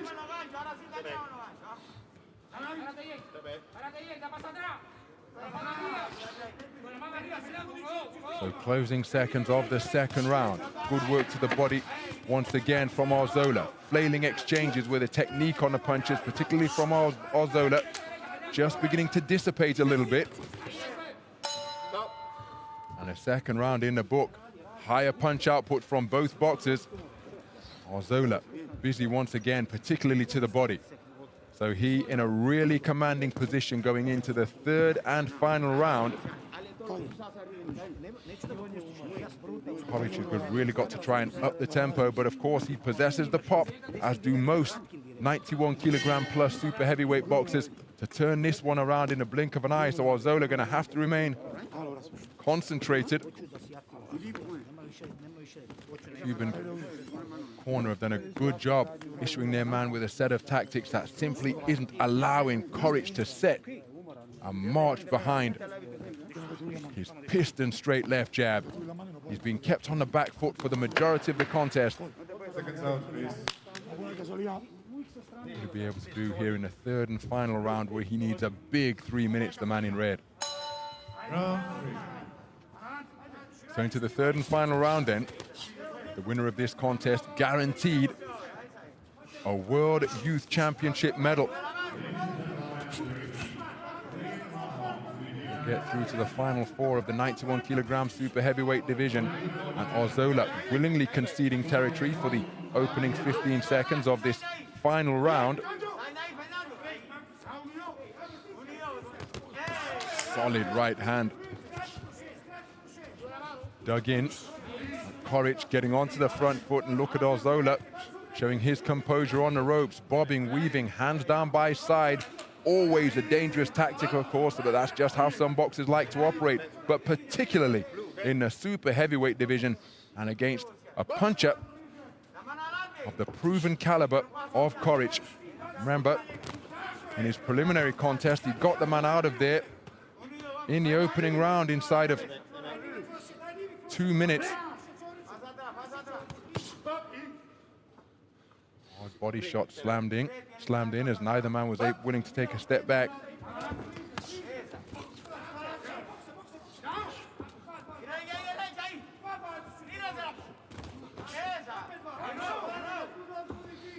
So Koric coming forwards, hands down by his knees occasionally, just presenting a different posture, going in search of that stiff left jab. Arzola willingly conceding territory for the first time in the contest. Scores with the left jab on the back foot, and this is the posture he adopted for the majority of his previous bout. Takes a right hand around the corner. So Koric taking it to his man. Having taken that right hand, Arzola just making a point of standing his ground. Physical on the inside between these two tall super heavyweights.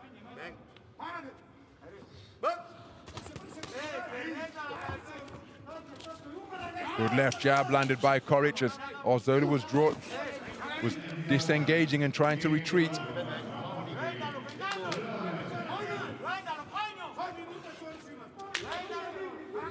So Koric running out of time in his bid. Oh, that's a good right hand landed by Koric, but again, super heavyweight contest can turn in the blink of an eye. Arzola up on his toes, skipping away, getting beyond punching range from the marauding figure in red, who is going in search of the finishing combination. Arzola glancing to his corner, picking up some instruction from his coaches beyond the rope square.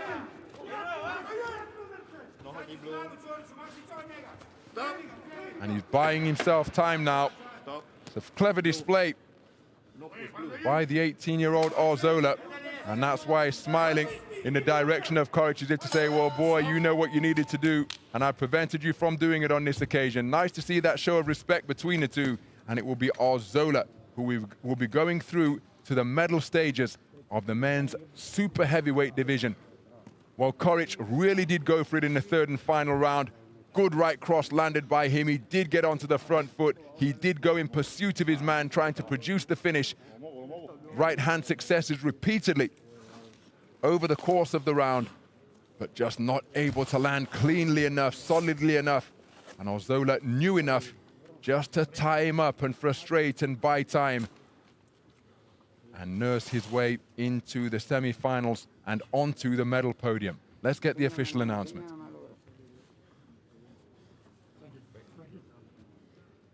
Ladies and gentlemen, the winner of this bout by unanimous decision is the boxer from the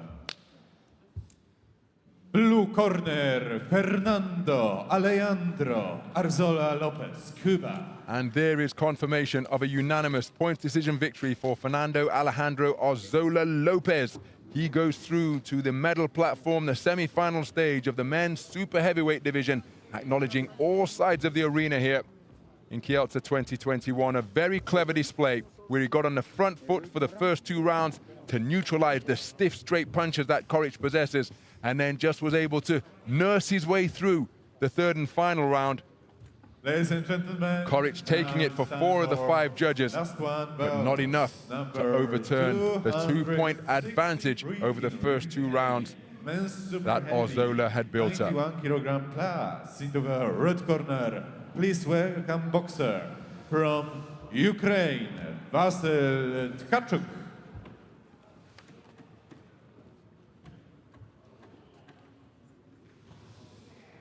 And his opponent in blue corner, representing Armenia, Hannes Papazian.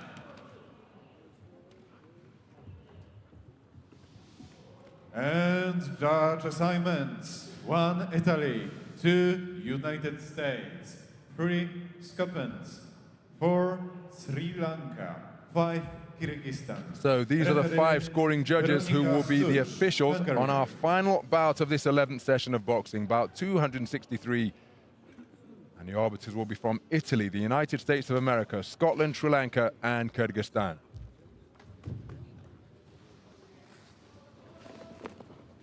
Oh, there is Vasyl Tkachuk, preparing for his second bout of Kielce 2021, as is Hannes Papazian. Veronika Suks of Hungary is the referee.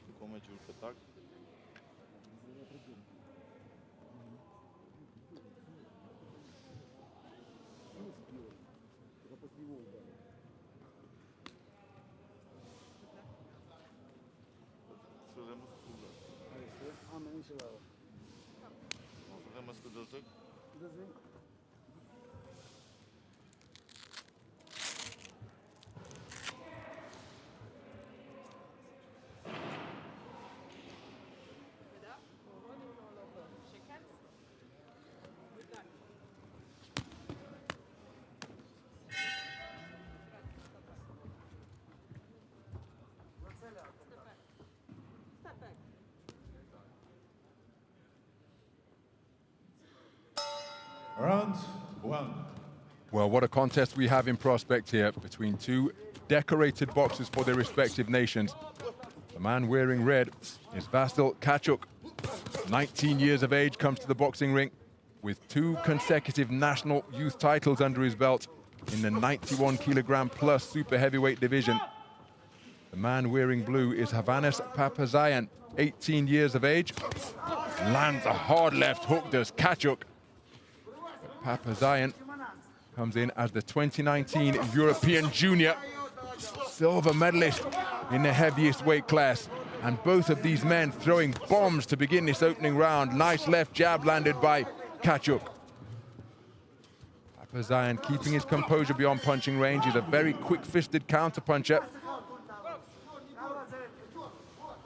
He won his opening contest here at Kielce 2021 in the opening round, blasting out the man from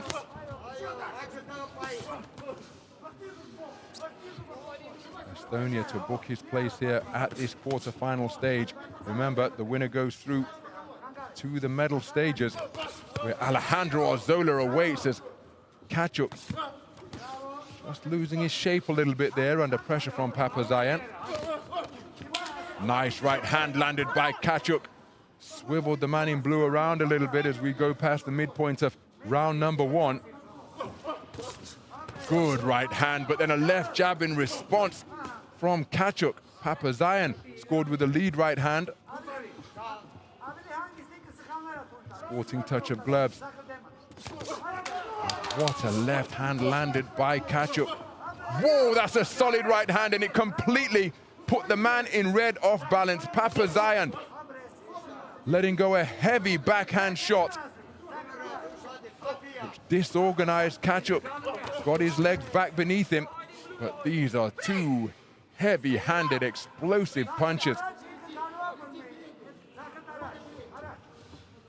Plenty of punch output from both men as Papazian scores with a left jab. His roundhouse right was off the mark by some distance.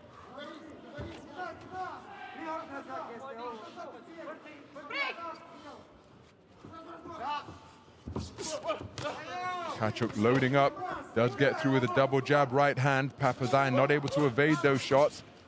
Quick-fisted straight punches from Papazian while KHUSHI was winding up, but he couldn't find the range. Going away to the body on the inside is the man in blue. Papazian overreaching with the right hand, and the two boxers setting their feet in the canvas and reaching with straight shots just before the bell. My goodness, that is a brisk 3 minutes for two super-sized, super heavyweight boxers. But it's Papazian who has swept it across the board. Landed a notable right hand which completely disorganized KHUSHI of Ukraine. Here's an example of his backhand success, Papazian.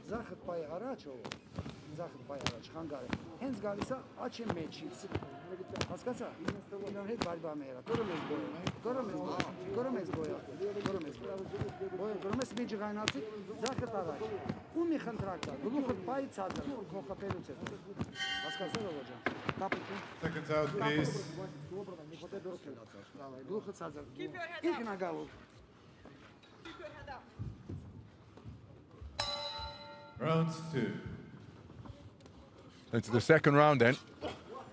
Out on the front foot and scoring with a jab is KHUSHI of Ukraine. One shy of a full-size squad of 20 representing Ukraine at these championships. 10 men, 9 women. There's Armenia here with an 11-strong squad. 9 men and 2 women make up their number.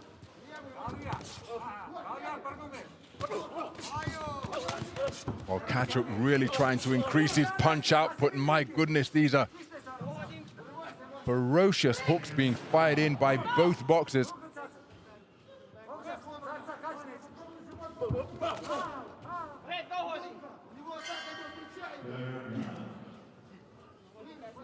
I mentioned the junior success on the European stage in terms of coming away with a silver medal for Papazian. The heaviest weight class in junior boxing is plus 80 kilograms. So just 18 years old, stepping up to the youth classification as he lands another eye-catching right cross, Papazian. But it gives you an idea of how big he was as a junior, because he's gone straight into the heaviest weight division of all in the youth classification, plus 91. KHUSHI getting through with a single shot success just a few moments ago.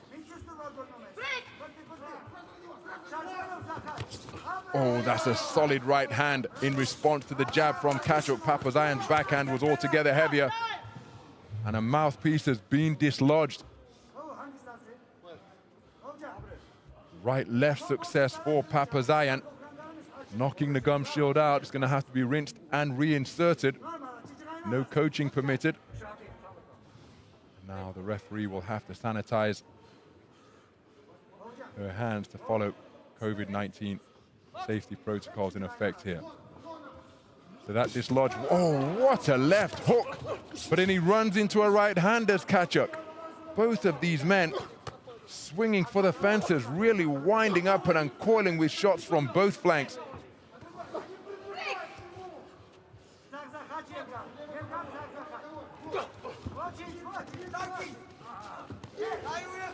So final minutes of this second round as they exchange punches at mid-range. Both boxers have their chins up in the air. They're not really tucking them on the chest when they're letting their shots go, and it's a solid right hand landed by Papazian once again. KHUSHI just losing his shape. His shots becoming roundhouse now. Walks back in and helps himself to a right cross, an arm bar applied beneath the chin of the man in blue. Referee from Hungary on that infringement immediately. Counter right hand, catches Papazian, but then Papazian comes back with a right hand of his own. They really do appear to be going for a knockout shot with a single blow. The jab not in evidence too consistently. KHUSHI back into the fray, but then he walks onto a right hand by Papazian once again. Did well to keep his gum shield in place, because that would have been 2 times and put him under more pressure in the closing round of this contest. Right hands exchange, and then my goodness, what a conclusion to the round, a frenetic exchange where both boxers landed big backhands, and KHUSHI has turned it around. It is all square, 19 points apiece. Going into the third and final round, all of the judges favoring the work of the man in red in the course of that second round. And so this super heavyweight contest is going to come down to a 3-minute blitz.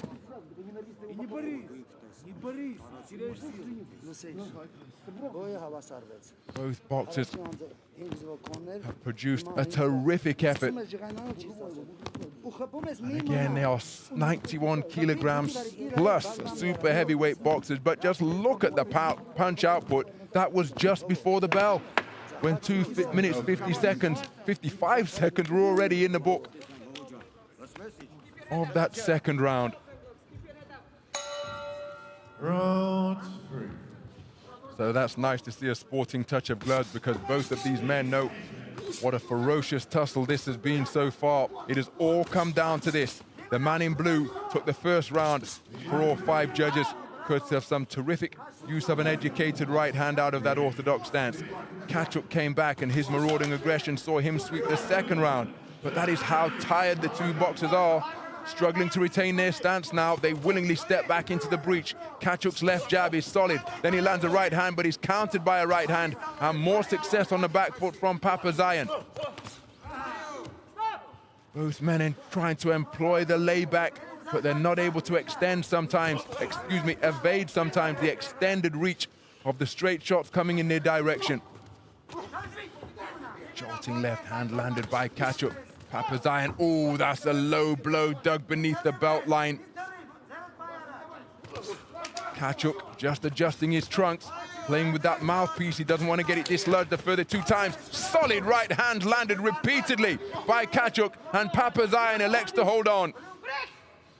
While Papazian was swinging away, KHUSHI was employing the layback and the counter, making the man miss, then making him pay. Terrific success for the man in red as we approach the midpoint of the third and final round. Again, the breathing audible from both boxers. Look at the effect that the shots are having. Oh, that's a terrific right hand landed by Papazian.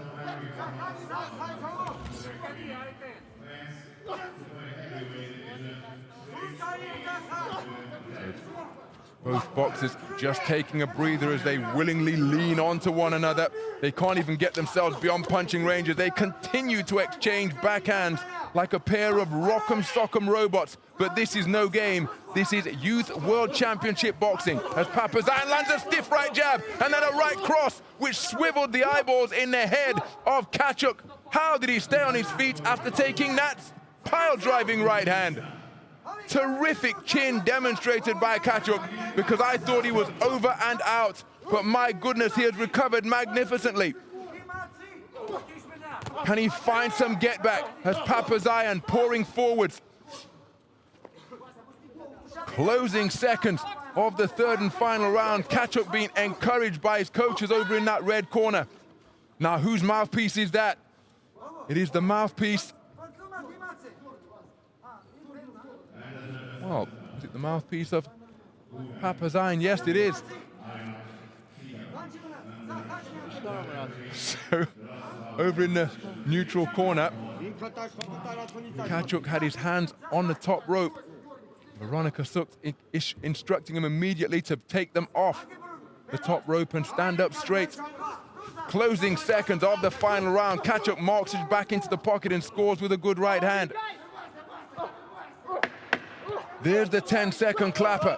Left hook success, and another right hand, and another one from Papazian as both men swinging freely in pursuit of victory here.